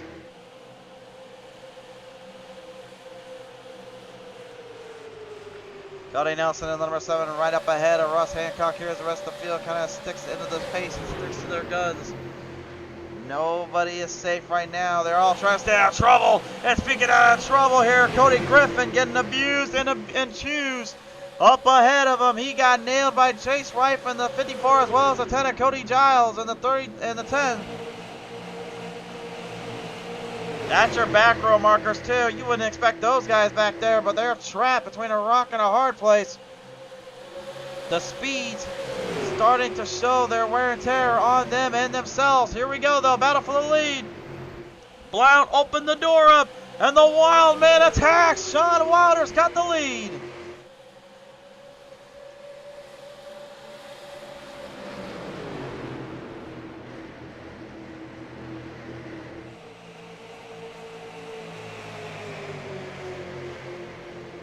Nice little roundabout and a great little drive off, but now they are deep into a 3-wide tangent. Blount is trapped. Kahn, he doesn't want nothing to do with any of them, and he's going to go to war with an old rival of his, the number 66 of John Garrett. These two have got history together. The wars they've thrown at each other back in the Battle of the Mill Racing League, from trucks to Xfinity to now their duelings here in the SLM series with the Pit Stall Racing Series. Kahn has gotten the better of him too. In many regards, I think it's probably about 3 to 1. Kahn has got him. Garrett's looking for sweet, sweet revenge. And the 66 is not letting him off, not giving him any room. Coffee Man saying I drive forward, but have a Chevy too. Yeah, at least I got my Ford boys in here. Well, one done going down below though. Here comes Garrett. The number 66 has got the forward screen printing machine up into the fight. He's in the bind. He's on the binders, looking to take down the 91.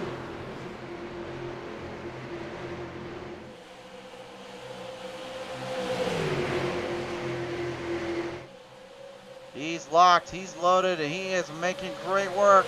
Here he goes. Garrett to the inside. He's looking for it all. The slingshot from 3, entering into 4. And look out for a snake. Sneak his way in the middle. The Rattlesnake goes 3 wide off of 4. Where did the Rattlesnake come from? He just stuck right in. He didn't even care. Garrett and Wilder probably bewildered at this. They're probably trying to figure out how the heck did he even get around him so quick, much less how is he even in this position. But again, Kahn knows he can't overdrive these corners. If he burns those tires up, he's going to have nothing left. He's got to be careful. And he's already given up room. Garrett has already come back to claim, come back to fight. A good tussle here as we are nearing halfway into this. You might as well call this our Coke 600 of the Super Late Model Series today. Because that has been what this has been all about. An endurance, a fight, and a scratching for survival.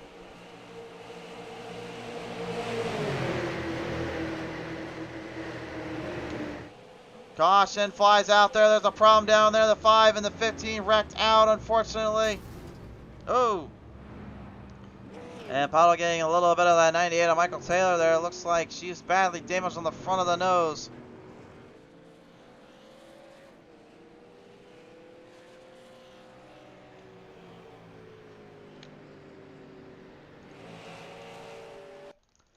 So a big little tussle here, unfortunately ensuing. Looks like there was a 3-wide tangent here. Michael Pratt sneaks away in the 15. Paolo actually did a great job holding that car down, but 15, I can't really say the same. He saw her get whacked by the 15, and then the 5 gets just completely whacked right back. Really wasn't anywhere she could go. Oh, look at it. Here's Pratt. He goes to the inside. There's the tap on the 15. And there's the other hit. The 15 got nudged in there, so I guess I can't put all the blame on him there, or at least I gotta be a little bit more open-minded. He did get tapped in the back after he lost a little bit of control. He did try to save it. Could have had it saved if he didn't get the smack in the back there, so admittedly I probably jumped the gun on that a little bit on how I worded it. But then again, I am a broadcaster, so what do you expect out of me sometimes?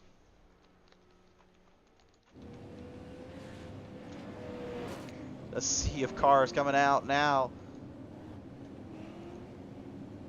This is something usually you would see literally as like your amount of cars you have on a local Friday night or Saturday night action for the races in the spring to the summer. But nope, this is literally what we're getting here with the Turkey Trot 150.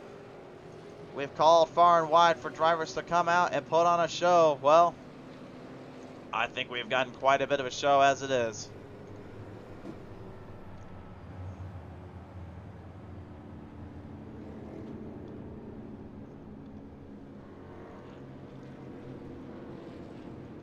So halfway, or past halfway now.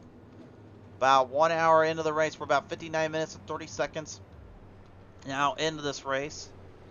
So 1 full hour will be completed, which means we got probably around another 45 to an hour here, depending on whether or not they can keep themselves under control and not getting themselves in these situations here. But it seems like to me the more we go, the longer it draws out, the longer it gives more towards those drivers that are looking for more of a stint, more of a controlled pace, if you will.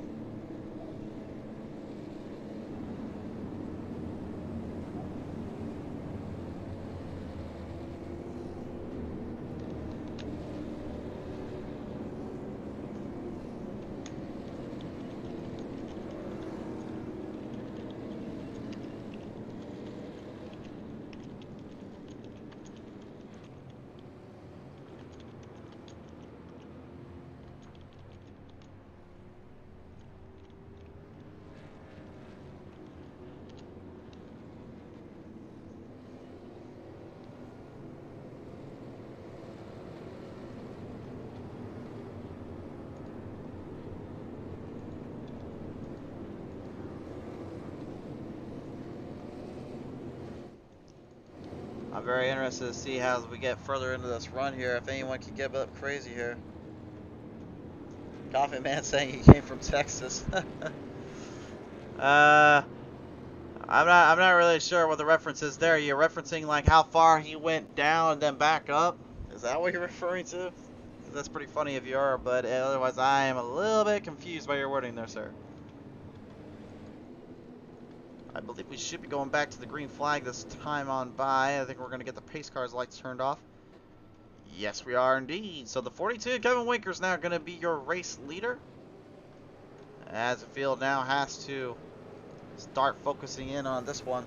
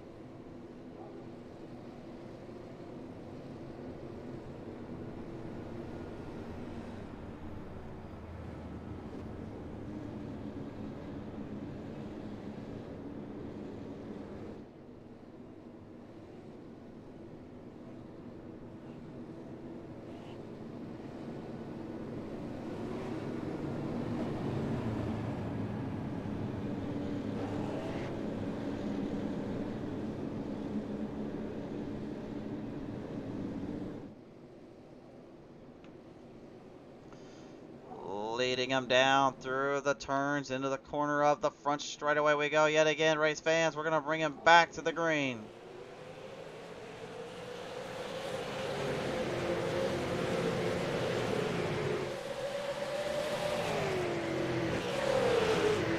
And just like Wilder, Winker gets a great drive off the first half of this one.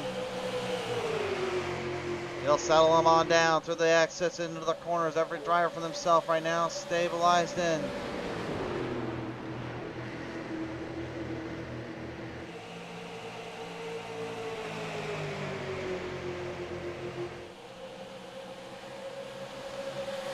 Coming right around through the front straightaway they go. Every driver right now currently in a very interesting scenario, very tight little cornered end. They're focusing so hard on just watching their line, watching their targets.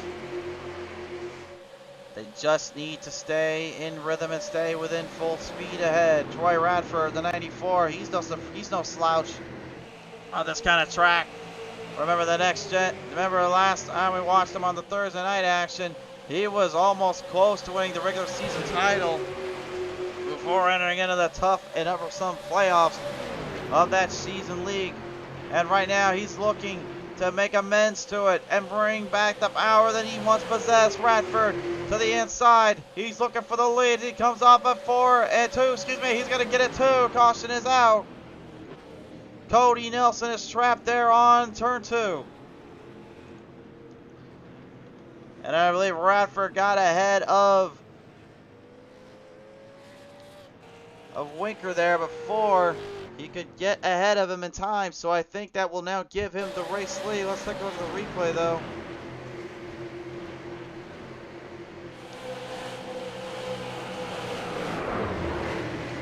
Nelson just completely jamming into the number 5.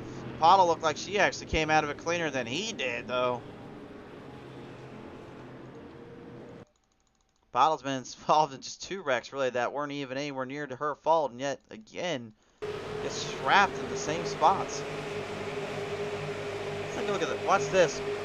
Todd actually got a bit of a clip here, but you can see right here, there's the hit there. It's kind of hard to tell on the 5 there. Look, I don't even know if she got any damage there.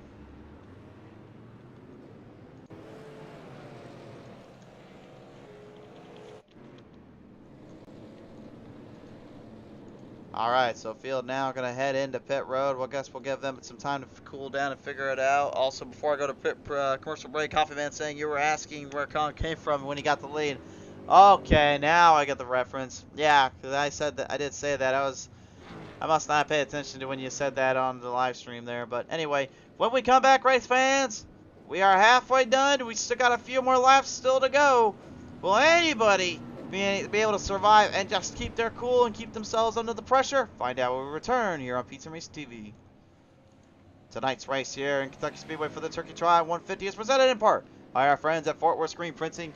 With custom t-shirt designs made your way, Fort Worth Screen Printing is the proper and the right choice to get your designs and your tees done today. Be sure to visit them up at fortworthscreenprinting.com to get your designs the way you want them, the way you have them.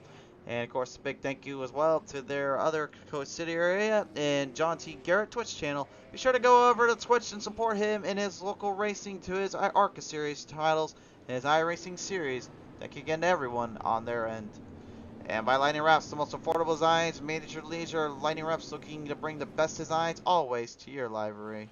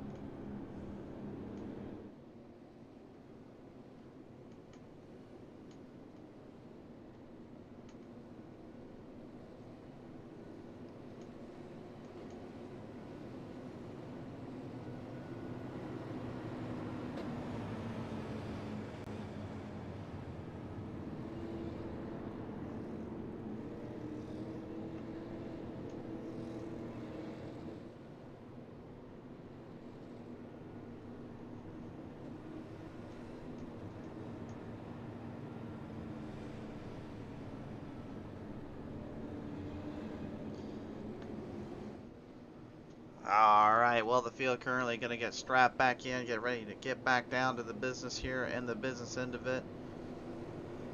What a wild wild day of racing we have had here on the show.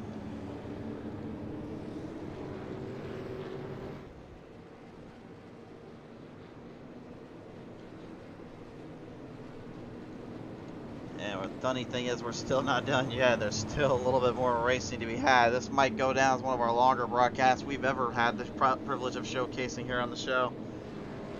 Been a while too since really we've been able to do this.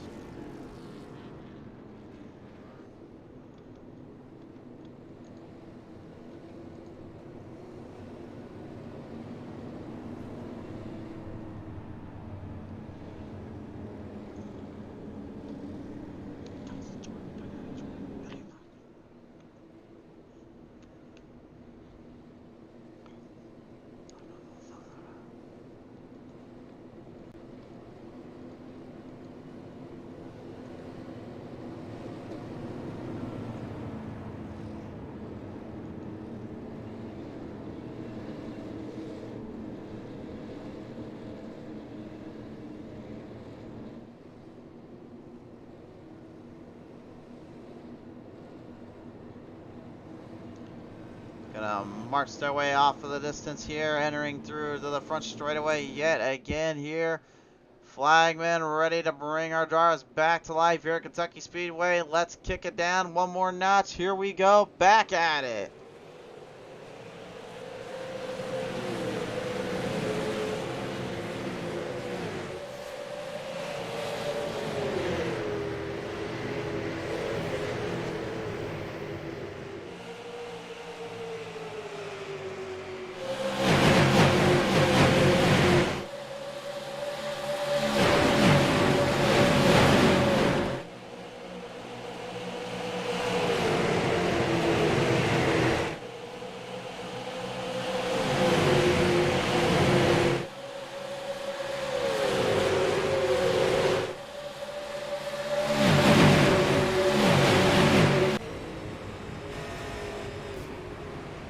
Uh-oh, that's not good. Well, might want to turn the crank it up off a little bit here, to producers, because we got a problem down here. Tim Lee and Luke Gray involved in the bad wreck here, and sadly trouble's going down there. We were just having a little fun too with the crank it up segment, and then all of a sudden they decided they wanted to get a little crazy out of the gate again.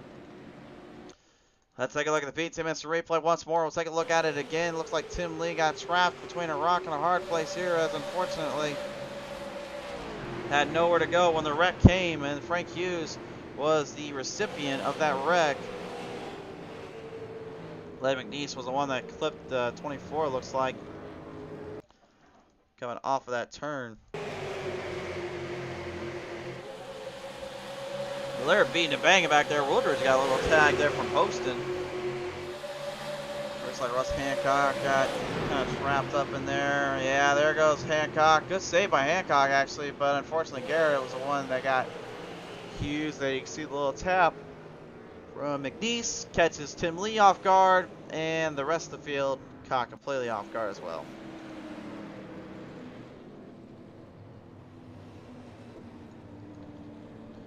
So once again, we're just gonna go back to square one here, folks.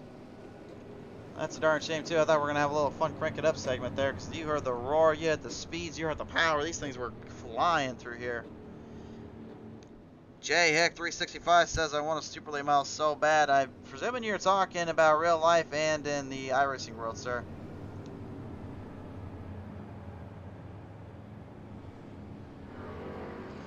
Like I says, yeah, I would love nothing more than to go racing around in an actual super late model or late model here if I ever could.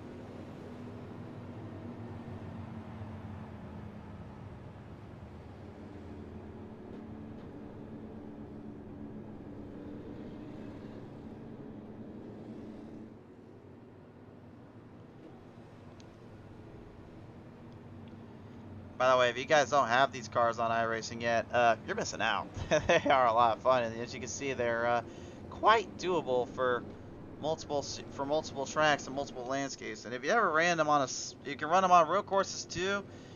They obviously are a lot of fun to run on the mile and a half and the mile long tracks if you can figure them out. But in my opinion, and this is just my opinion, but the absolute best racing you get out of these things is without a doubt when you can send them off into the short track scene. Because my word, that is pure adrenaline and chaos ensuing.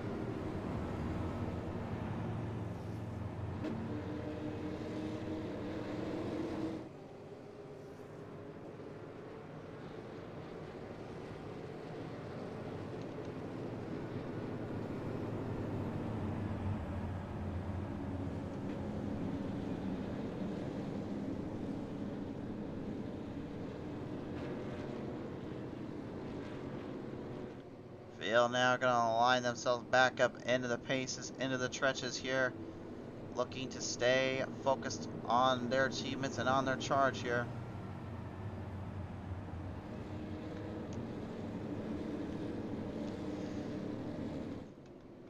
As we get settled back in here, ready to get to the action, ready to get down to business here and see what happens. Things could get a bit more crazy as they go.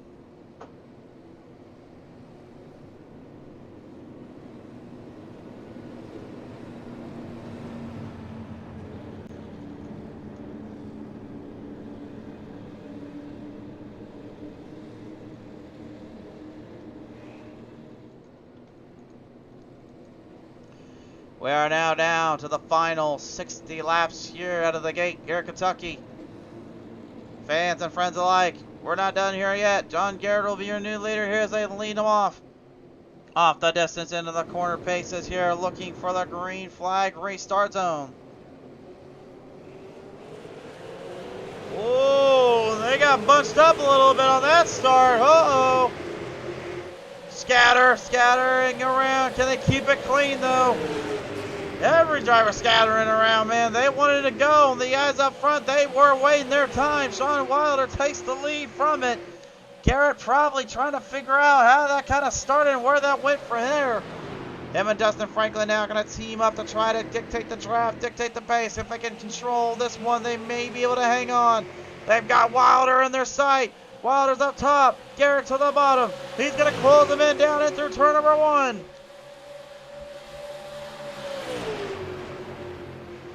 Speed and electricity here by Garrett, making good use of it with Franklin behind.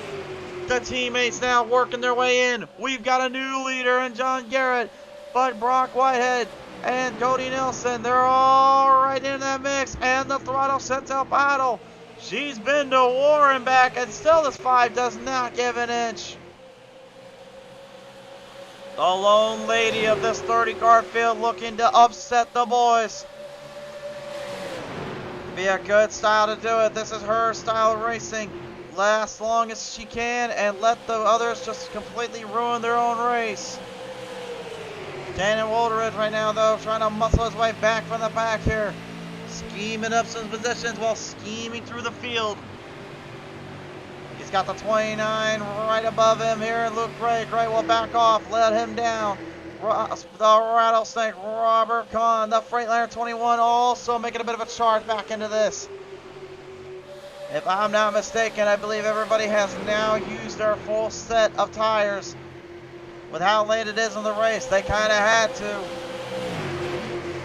Because then they risk being alienated or possibly getting sent to the Shadow Realm with a little trouble from any of the others.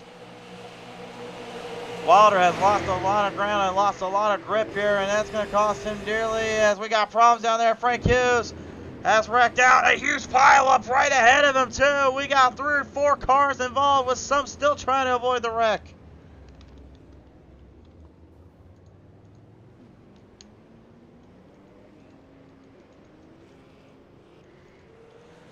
Oh my word, 9th caution of the day, folks. And this is just getting crazier and crazier.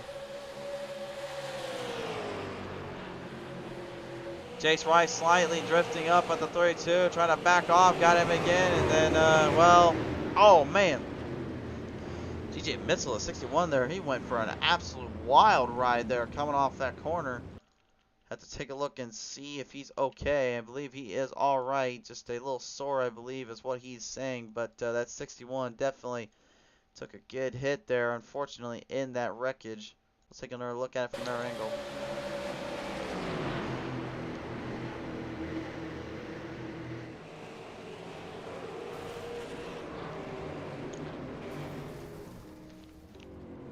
Ross Hancock is the one that got the Mitchell camp there. Everybody else just kind of avoiding and getting out of the way, but definitely not what they wanted to see here.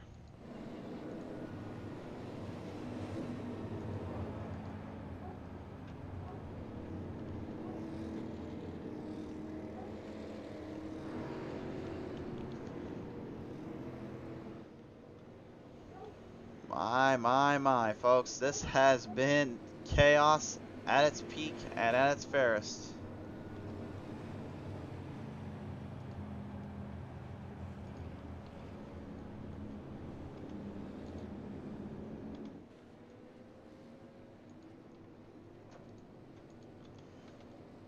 It will be about 50 laps remaining now, and those that stay out, they're going to risk having to worry about fuel run as well as that tire strategy. Now, I'm not saying it can't work out okay, it can't work well for them, but I mean, it could definitely be a little bit troublesome.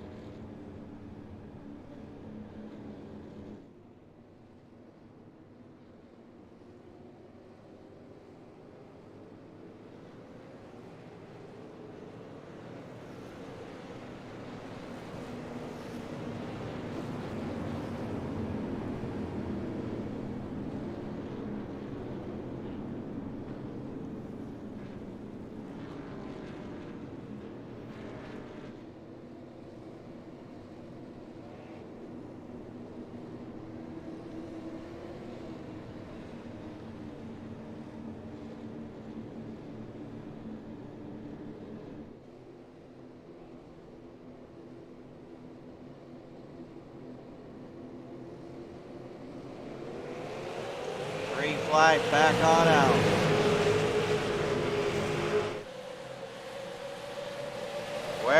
will this one go, you wonder? In my opinion, we don't know, and I don't think these guys want to know yet. They only want to know is how can they make it last? How can they keep it going? Get to the green start. John Garrett has got the lead early. Nelson and Franklin in a hot pursuit, though. Franklin trying to help out his teammate. Nelson trying to help himself out. Daniel Holloway going to go out of here with Brock Whitehead in the number 51 here. Brock currently kind of trapped between a rock and a hard place. Holloway not letting up. Cody Griffin, the aggression level starting to anticipate a little more. He goes right up again there with Gordon Larson Jr. in the double O. Firing on all cylinders. Every driver now moving the chains in. Woldridge is also in that hunt. Woldridge looking to try to not only battle with Pottle there for the best paint schemes, but also looking to battle for priority in positions as Griffin and Larson block them.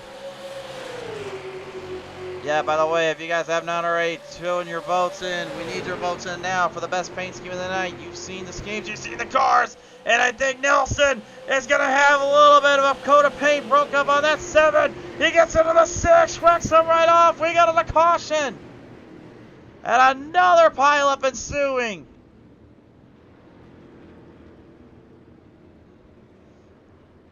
Oh my word, race fans. This is getting wilder and wilder.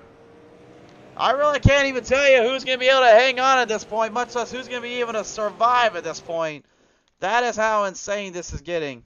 We'll take a look at it. Franklin slightly goes below the yellow, gets into the 7. You can see the 7 tries to stay in the throttle to keep his speed up.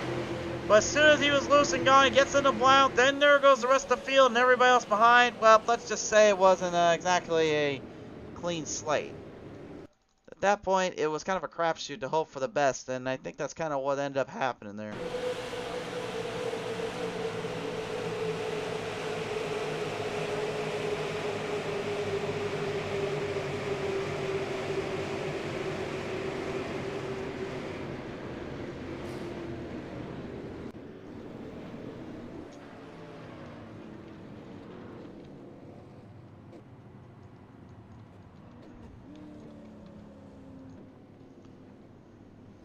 Field is going to head to pit road. And a lot of them are going in. Take it to our blimp cam here. So those that did not go in are Jace Rife, Michael Taylor, Michael Pratt, and Daniel Holloway. Everybody else, yeah, they're in pit road. And the further you go down in that pit stop too, the worse it becomes. Justin Franklin is going to beat out his teammate, John Garrett, to the line. Cody Griffin will be right there with him. Brock Whitehead going to be in there. Sean Wilder, Robert Kahn. Very tight little pit stops. A lot of fuel being used up and a lot of tire wear really absorbing. I think some of these guys and gals may be trying to clean the tires up as much as they can. Maybe trying to look into the overall system here.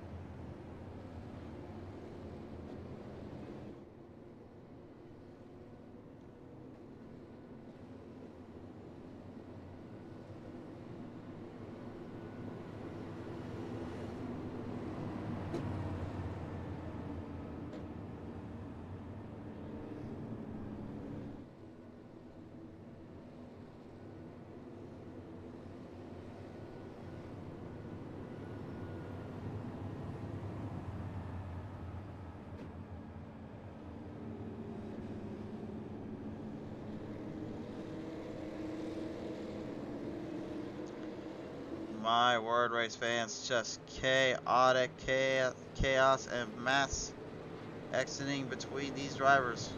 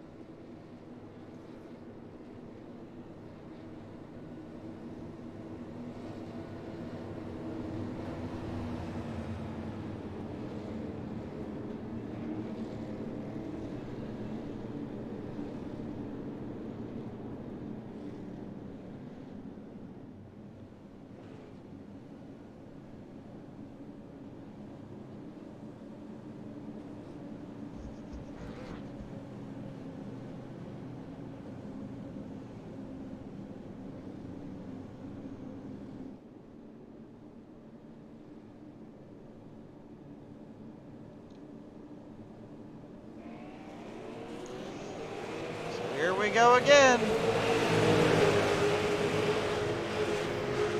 Now the driver's been in pit road, and now they have one last thing on their minds, and I don't think I need to say anything else on what they're going to do.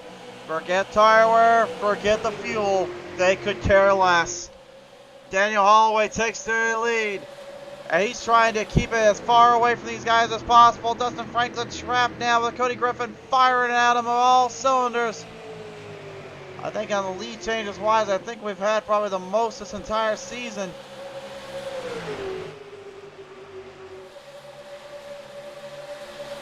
This truly is their crown jewel race, if you will, for an all-star event too. It certainly has brought out the best and the toughest drivers. And absolutely nobody is letting go. They want all of this to fire their way and into their position. Corner down through turn number 3, down into turn number 4 we go. And it looks like could be some breathing room.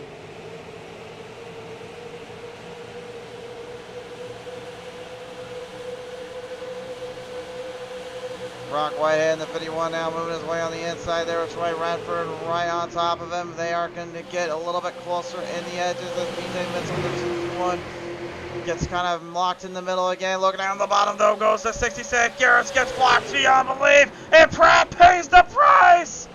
God gets wrecked out of between right in the mix. There's a huge wreck ensuing. Looked like everybody came out of it clean except for those involved in it. Garrett had nowhere to go, and I don't think he really cared too much. He got blocked that badly, and I think that was what did him in. At the same token, massive damage though on some of these guys.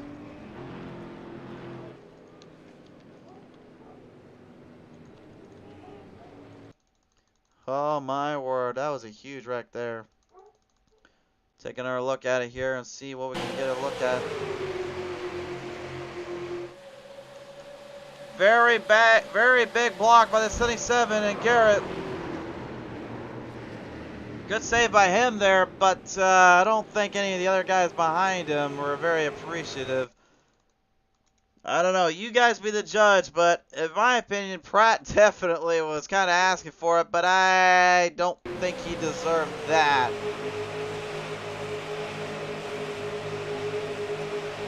You guys be the judge.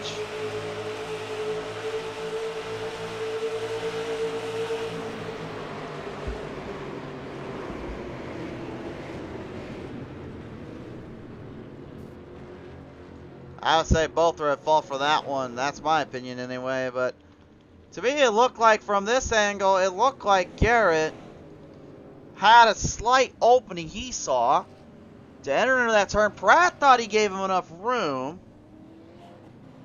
and then he got wrecked for his troubles.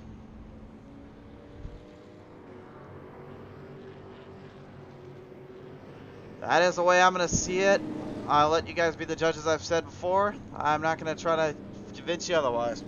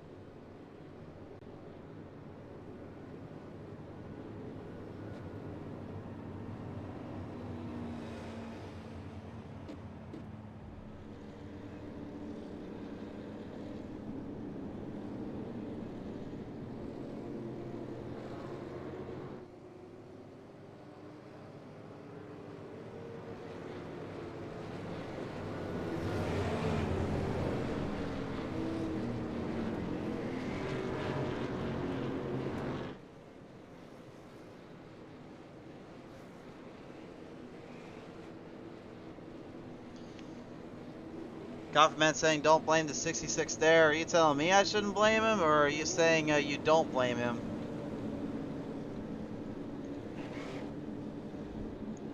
Like I said, I don't know. I think all are at fault there, to be honest. That's always gonna be my point of view. Again, I'm not gonna say anything else there. I can only go off how I see it and how I call it. There's plenty. I'm gonna bring him right down the edge here off of turn number 4. These guys and gals need to start really shaking things up or figuring things out quicker because they're running out of time. We're down to the final 41 laps to the green.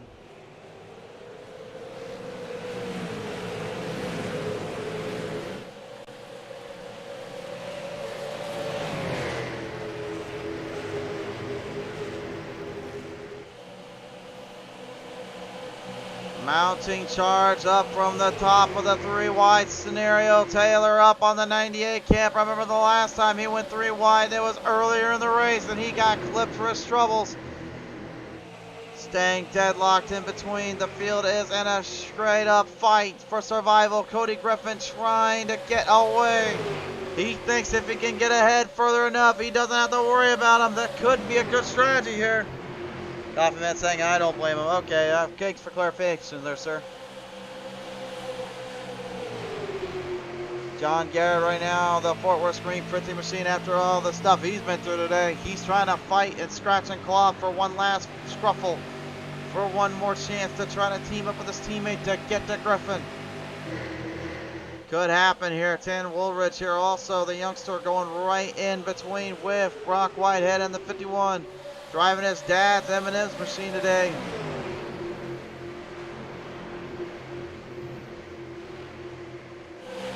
Yeah, slight little chimer. Ching, that's the brakes that's going off on these cars here. That literally as they getting off the throttle just for a little bit, the brakes inside actually doing their own job. They don't touch the brakes. The car actually kind of brakes itself.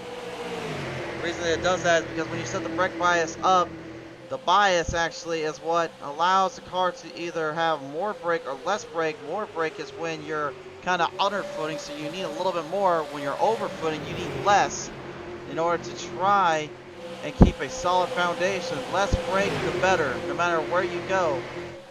But you have to still find a half a medium to make sure it doesn't kick out too much on you. Too much brake, it becomes too tight over time, and too little, and you end up like scenarios like this. John Garrett has been wrecked off of turn number 3. And Michael Taylor gave him a hit for his cause there. I don't know if that was just by accident or what was going on there, but Garrett has been wrecked out in the same corner he got Nelson earlier. And I guarantee you, Garrett cannot be a happy camper right now.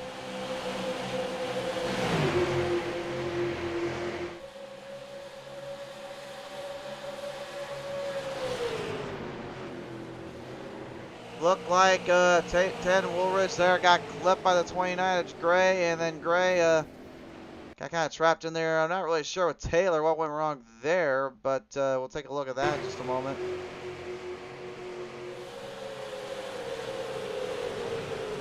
Here's the clip. Slow down by Woolridge. There goes Garrett. Yeah, Taylor was on the brakes there. Looked like he was kind of trapped. He didn't really have anywhere to go. You can see his car actually slowed down quite a bit as he was rolling up on the 66 there. So both drivers going to suffer a little bit of damage, but I don't think it's going to be too much to the point it's not going to allow him to return on. Frustration's definitely bolstering and building on these guys, though. They've got to be just thinking to themselves, if they don't get enough fuel now, they're going to be in trouble later. But at the same token, if those that don't fuel in right now, they're pretty much kind of getting more of an advantage in their mind. Guys up ahead right now have been on since 101 lap, or they've been on lap 107.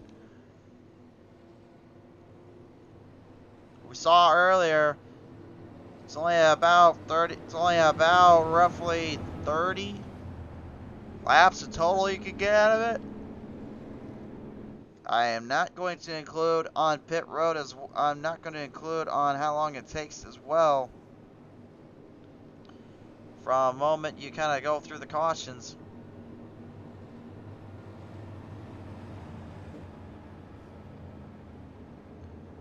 presume, though, it would be rather close in this case.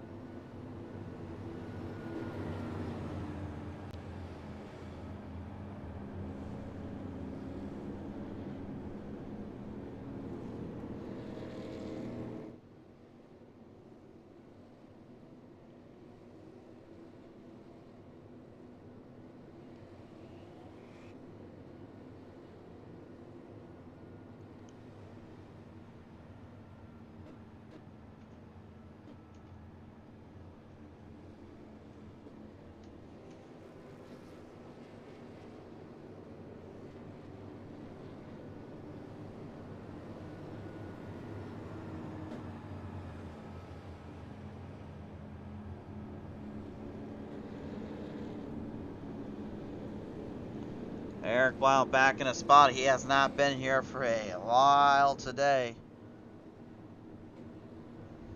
Looking to maybe bring it home another spot here. Maybe we're going to put up a fight here for this position, this corner he's in.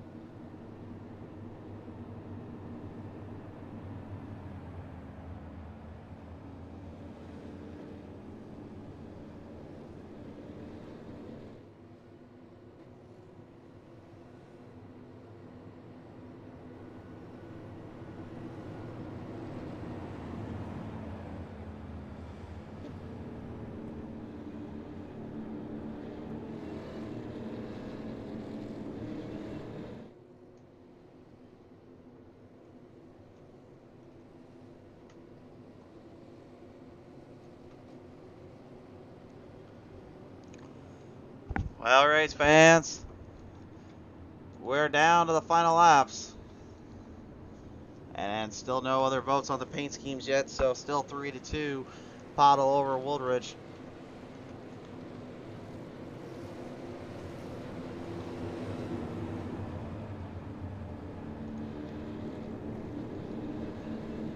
Well, I guess 2.5 if you're Steve McDonald anyway.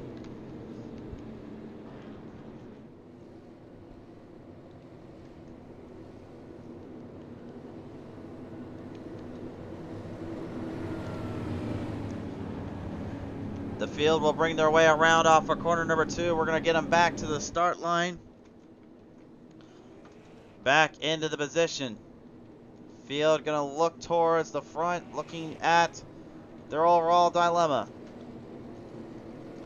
There's a lot of guys right now up front that know they don't have enough fuel, but they're going to try their best to survive and conquer.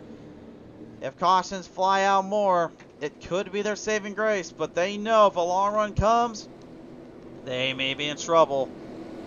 And those that already went into pit road, now they're on a time clock. Do they try to run hard and go for the best and go for broke, or do they try to save the fuel and hope for the biggest break today? We're about to find out which strategy overcomes the other as we bring him back to the green flag, this time by on the front straightaway. The Turkey Trot 150 continues to finish.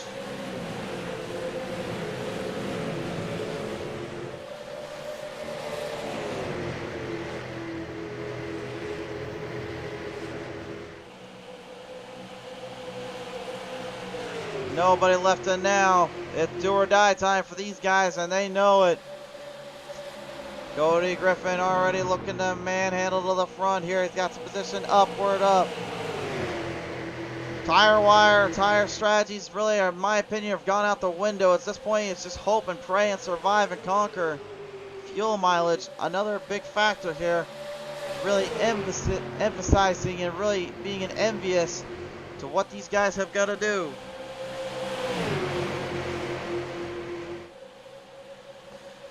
Tannen Woolridge right now looking to play spoiler for the field.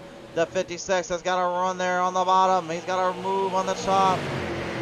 Coming down below, he's got Derek Blount right now on top of the Viagra 6. While the Valvoline 61 at DJ Mitzel is like a missile again. Firing through the paces. Target the 56. Will the target be hit, or will he be able to maneuver around it? This is how close they are, and that's how close they'll get! Trouble for Blount, and for the 61 of Mitzel. And here's short trouble there. Russ Hancock gets into the 10 there of Dustin Franklin. But the story is DJ Mitzel and Eric Blount once again colliding together. Worlds have collided on turn two off the back straightaway. Oh my word. You saw it go down right as it was happening. We had a great onboard camera there. We've had some great shots on the live coverage, and this is another great one. Mitzel just came up slightly. Cody Griffin gets clipped in there too. Blount gets trapped. Mitzel's trying to break as quick as he can, hope for no damage, but that rear end smacked that wall pretty hard there. I wouldn't be surprised if he suffered a little bit of a troublesome spot there in that corner. We'll take one more look at him. You can see Mitzel, he felt like he was trapped, nowhere to go. Griffin trying to get out of it. You can see him slamming the brakes, trying to get off it quick. But man, absolute smack in the wall there. Thankfully, that's not the next gen Cup car, so I don't think he's got to worry about a concussion of Bruin anytime soon.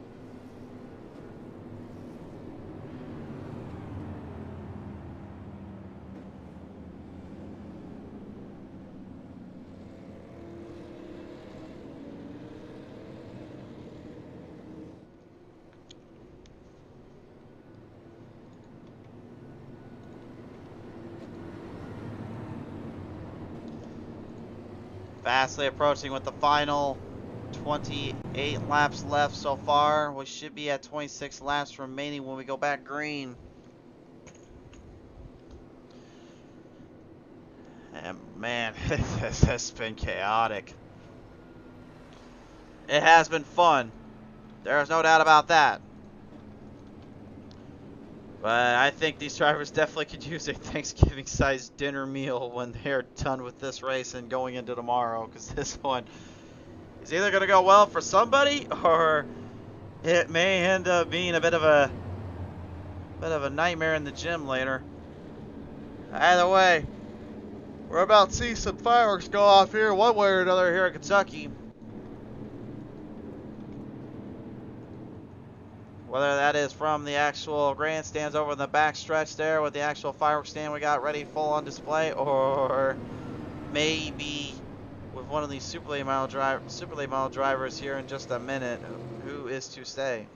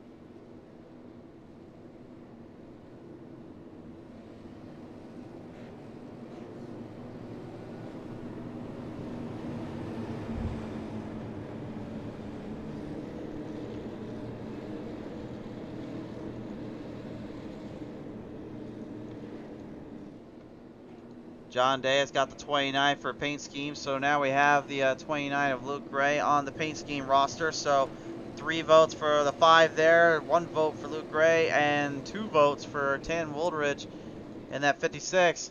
Voting has not closed yet, race fans. Let me know down in the comment section below. We still need to find ourselves a winner, but we also need a winner in this race itself. Back to the green.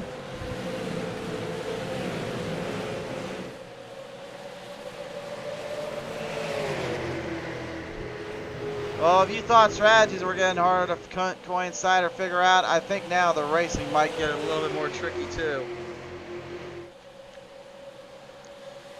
Garrett's stuck in that wall though, something gone wrong, and he's got a problem. Luke Gray kind of trapped there with him, but it was the 10 of Mr. Jody Giles that got stuck and trapped in between there. Once you got stuck in that wall, it's like super glue, you just can't get out of it.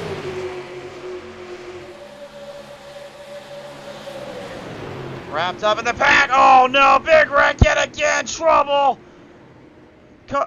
Griffin, Race, Rife, Pratt, Blount all involved in that one. And another huge wreck ensuing.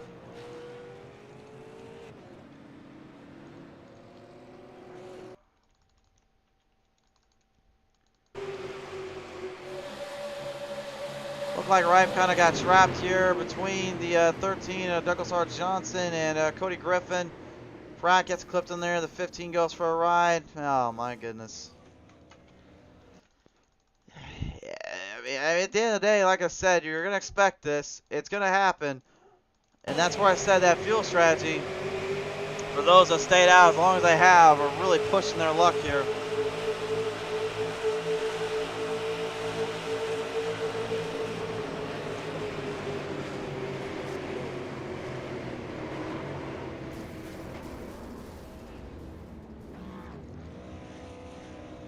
Just nowhere to go and everywhere to lose.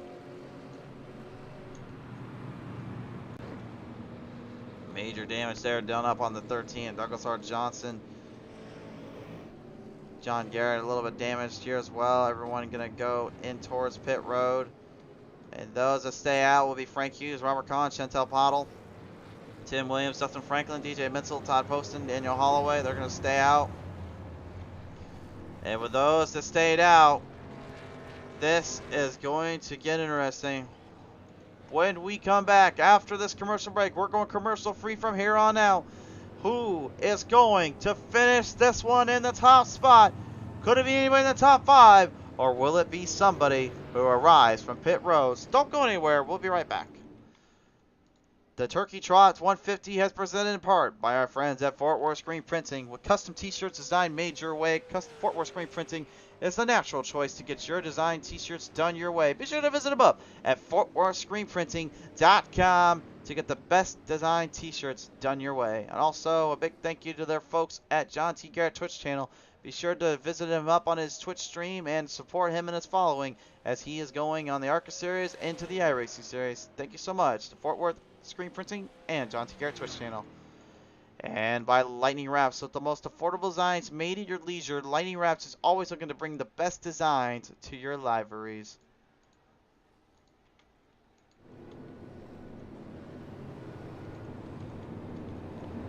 So here we go. We're going to have about 20 laps remaining when we come to the green.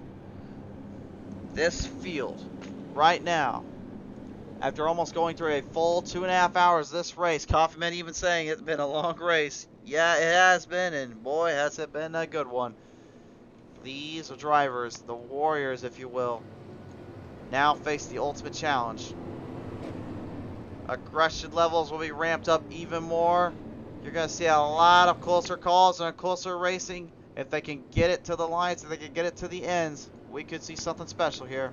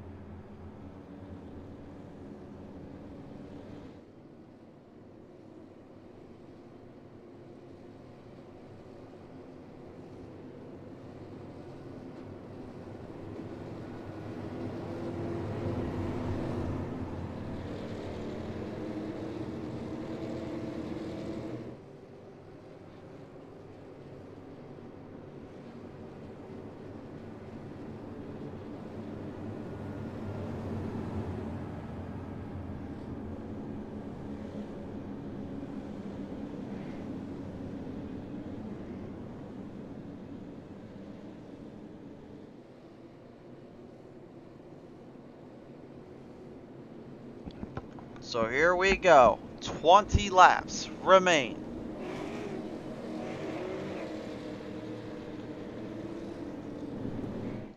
Frank Hughes, your race leader, will come back to the line and start him up. Robert Kahn will be on the outside of him.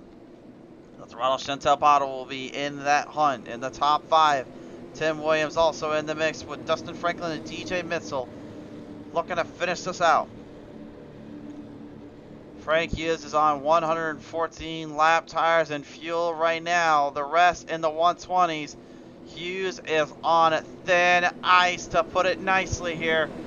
He better know where he's at. He better know what he's going to do here, because if he doesn't, he may get eaten alive by this field of hungry competitors. It's time for a feast, and it's time to feast on that turkey. They'll come off the line to the front straightaway. Hughes, the ball is in your court, sir. How do you play it? Green flag is out.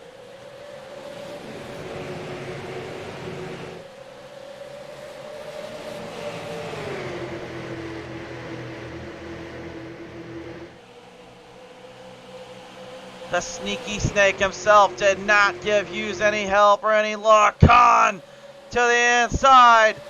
The drive off. And he's got him locked up. Look out behind them. Tim Williams is going for a ride. Dustin Franklin gets clipped up, and the Camel 10 is also in the wall protection. Tim Williams, though, almost taking the 5 with him, but Williams gets the wreck and gets the blunt. Franklin gets a piece of it too. And everybody now has to reset again. And the more they reset, the better the chances Hughes is getting here.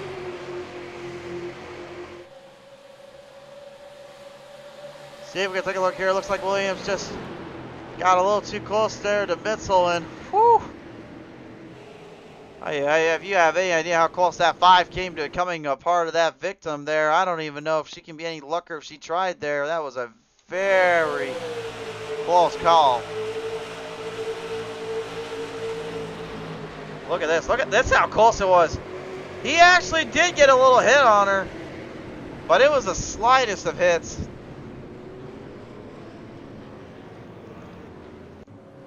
Wow. Can you say absolutely climactic? This is absolute chaos. We're 2 hours into the race, and we're 2.5 hours into this broadcast. We might actually go out. If we go under a half hour, well, this will be one of our longest calls we made in a while. The longest call, though, we've ever made was 3.5 hours. It was a 1-for-1 full-on call of a Daytona 500 on the virtual world.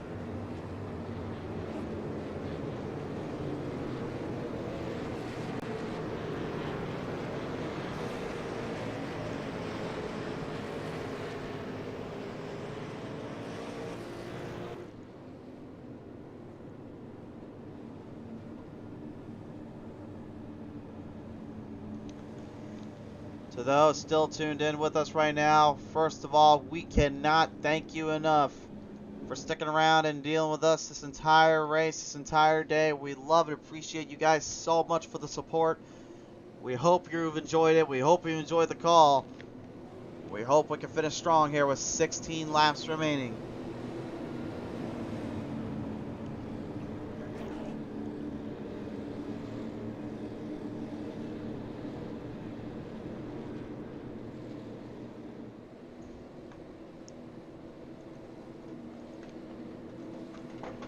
"16 laps left. Is that enough fuel and time for that 32 or the 21 to take advantage of this race? Perhaps the 5 or the 61 have something to say about it. We don't know. We're about to find out, though. When the 10 laps come, we'll go with the top 5 on your screen.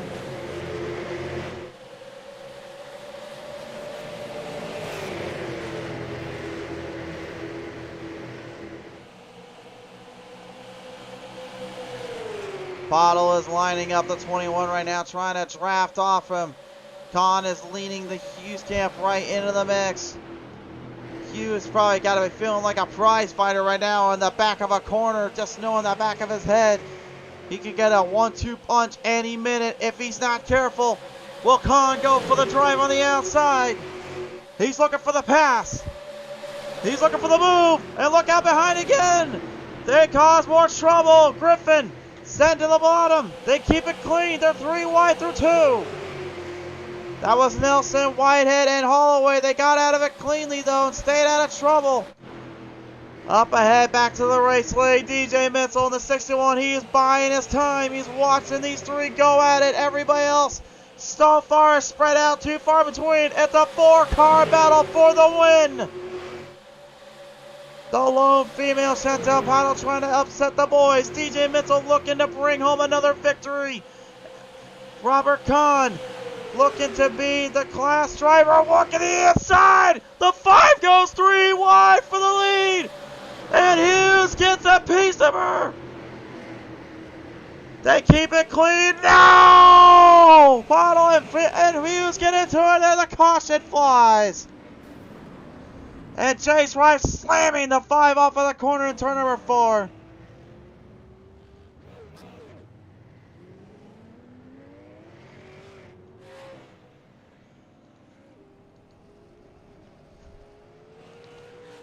Oh my word.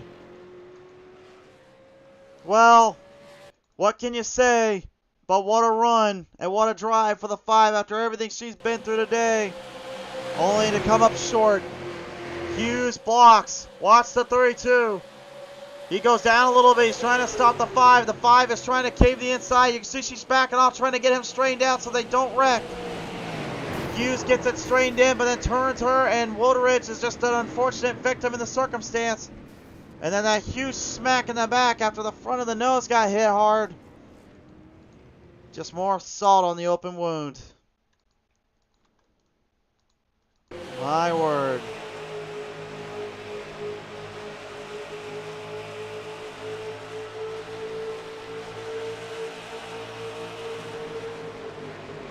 Isaiah 32 was going down in the turn. He was looking for the opening, threw a slight block, and then got trapped, and then so did Pottle. Pottle could have drove a little bit bottom down too, but she was at that point probably thinking she had the run and the momentum to carry and didn't want to go below the yellow to swift up. One of those racing ordeals. Again, there's just not a lot of room and not a lot of places you can go from there. She knew it, they knew it, and it cost her. And it cost him too. Frank Hughes will be in the 3rd spot. Robert Kahn is now going to be your race leader. Adam Manmiller is rooting the 21 on, also saying he's got the best paint scheme, I believe. So that now is giving us 4 drivers, but Pottle still with 3 to 2 to 1 and 1. The 4 drivers picked it: Chantel Pottle, Tanton Woldridge,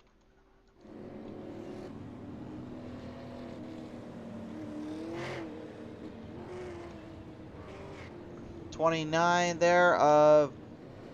See if we can find him here. I'm having a lot of numbers I gotta go through here, guys. I'm sorry about that. The 29 of Luke Gray, actually he is out of the race, so I can't show you what his scheme looks like. And then the 21 of Robert Kahn, I think you'll get an idea of what his scheme looks like now, just being up front here.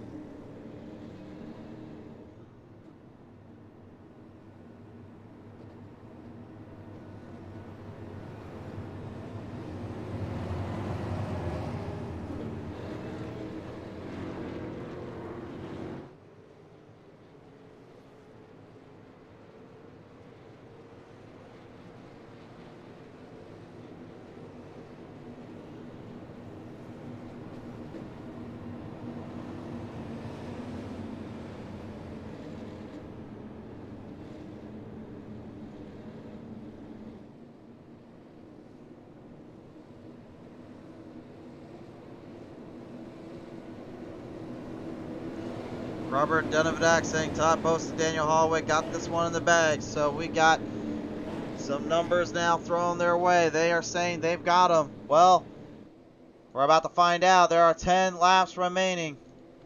What is about to go down? Will the chaos ensue? Final 5 on your screen. 10 laps remain.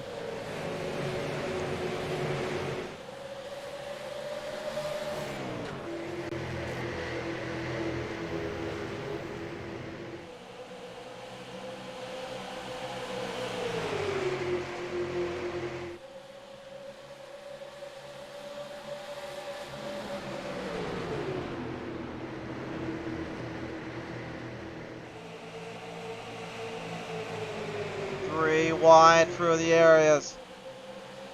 Karn with a huge lead. Nelson driving with everything he's got. Frank Hughes muscling the 32.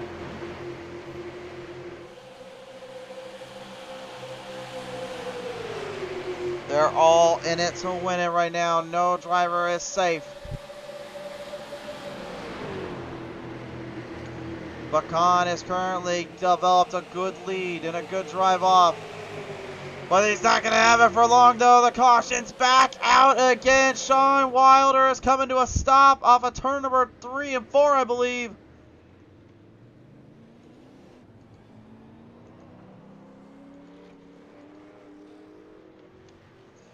Race fans, I think we're about to hit the 3-hour marker, to be honest with you guys.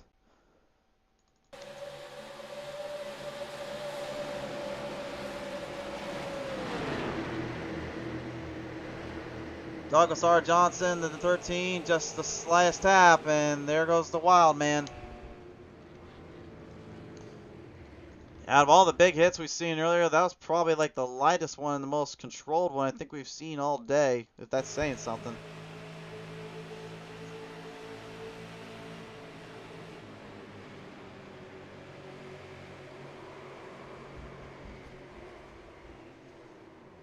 Yeah, right there. Toe tapped, and around they go.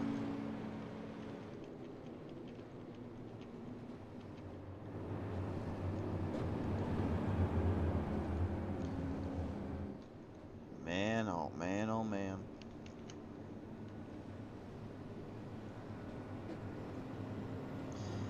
I'm not gonna lie, folks. I've given up trying to figure out who's gonna win this one. I really have. I'm not saying I've given up on trying to call the race. I've given up on trying to figure out who's gonna win this one.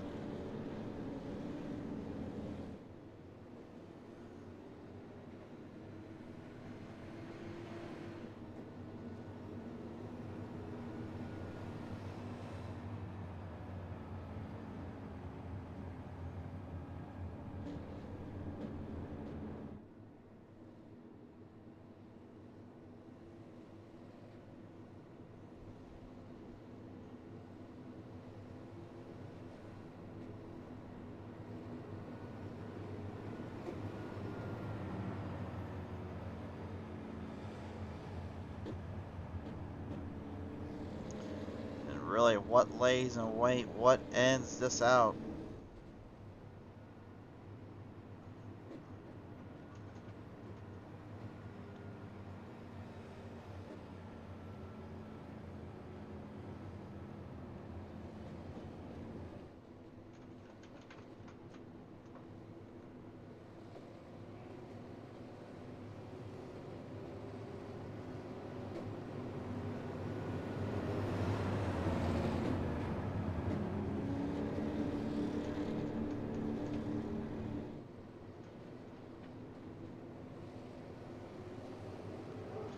Race fans, the craziness is just about to level up again with 5 laps to go. This start could either make or break Nelson's day. DJ Mitchell knows if he misses the start on Khan, he will not catch him. Khan had a great jump there.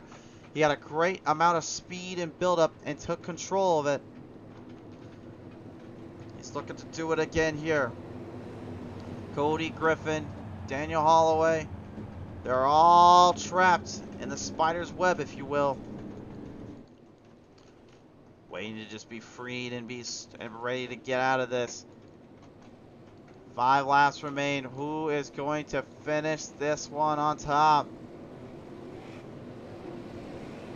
Will any of them, for that matter, finish this one on the top of the positions?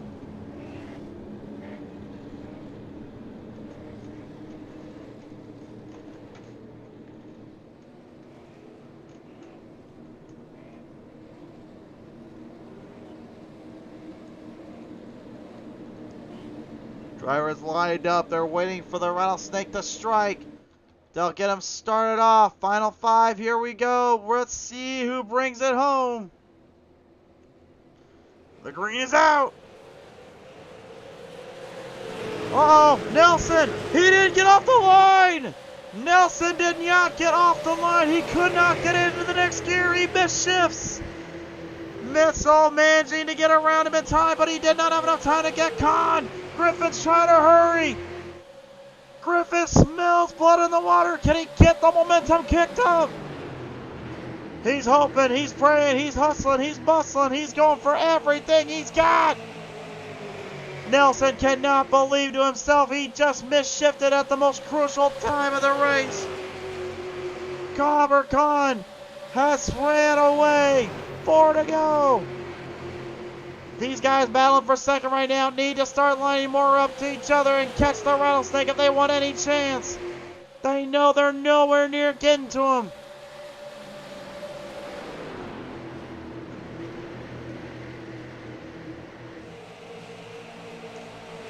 So close yet so far, just absolutely everything on the line. The rattlesnake has not been here in a while, and he's looking to strike it hard and strike it big.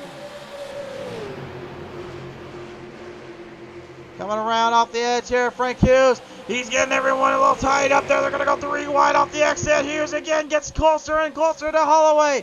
Holloway trying to stay out of the end. Coming right back around. 2 laps to go. The rattlesnake has got the green flag high in the air. He's got just 2 more laps remaining. If they get to the white flag, he'll take it home.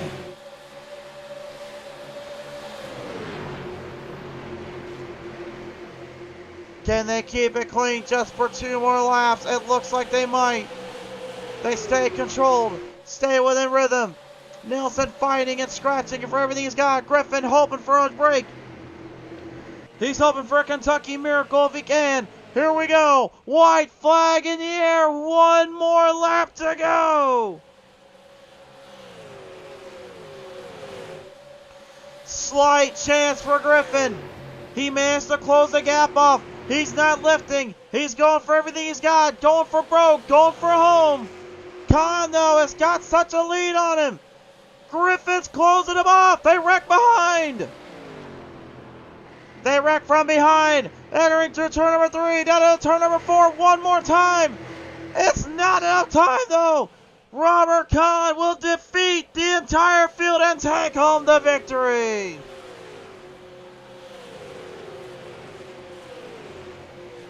Eric Wild flips it right in front of us here on the edge of the exit. but not after an absolutely awe-inspiring, crazy end and a hard-run finish to this 150-lap shootout. And if you will, kind of a Coke 600 endurance feeling with super late model action. The Rattlesnake claims victory.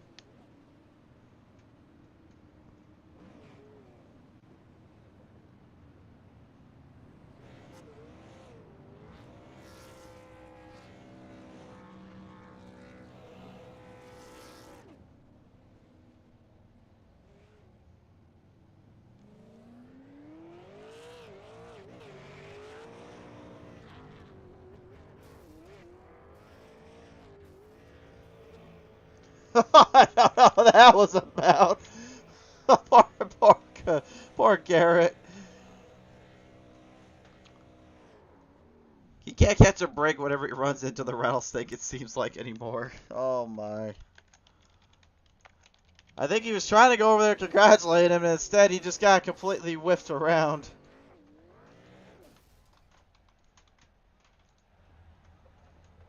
Race results now coming up on your screen. Presented by Fort Worth Screen Printing, your Turkey Trot 150 results are in. The Rattlesnake strikes it big when he needed to most. Cody Griffin, an impressive fight to the end, but not enough time. He'll go second. DJ Mitchell will strike it third. Frank Hughes structured the fuel, but didn't structure the tires and goes fourth. Daniel Holloway will take home another top 5 and a strong ending for him. John Garrett, another top 10, fights hard from everything he dealt with. Gordon Larson Jr. stayed consistent, stayed out of trouble. Troy Radford throws himself back into the wolves, and he finds himself 8th. Russ Hancock puts up a great performance here in 9th, and Dustin Franklin will take home another top 10 to bracket off his day to round out the top 10. The rest of your finishers on your screen after just what could be best to describe as pure, unalterated chaos and enjoyment from start to finish. Only one thing remains and left to do, race fans. It is time to listen to your top 3 drivers. He joins me now here in the 3rd place position. Ladies and gentlemen, pilots the 61 Valvoline machine. This is DJ Mitchell. And Mitchell, you once again show why you're nicknamed the Missile, sir, as you go from the back to the front with a 3rd place finish. How wild did this one go for you today, sir? Oh man, it was a wild race. I got several EOLs there. It was so fun just kind of going back to the front, from the back to the front, and just passing a bunch of people, racing hard with a bunch of people. Few cautions there at the end, but fun race overall. Fun race overall, absolutely chaotic here from start to finish.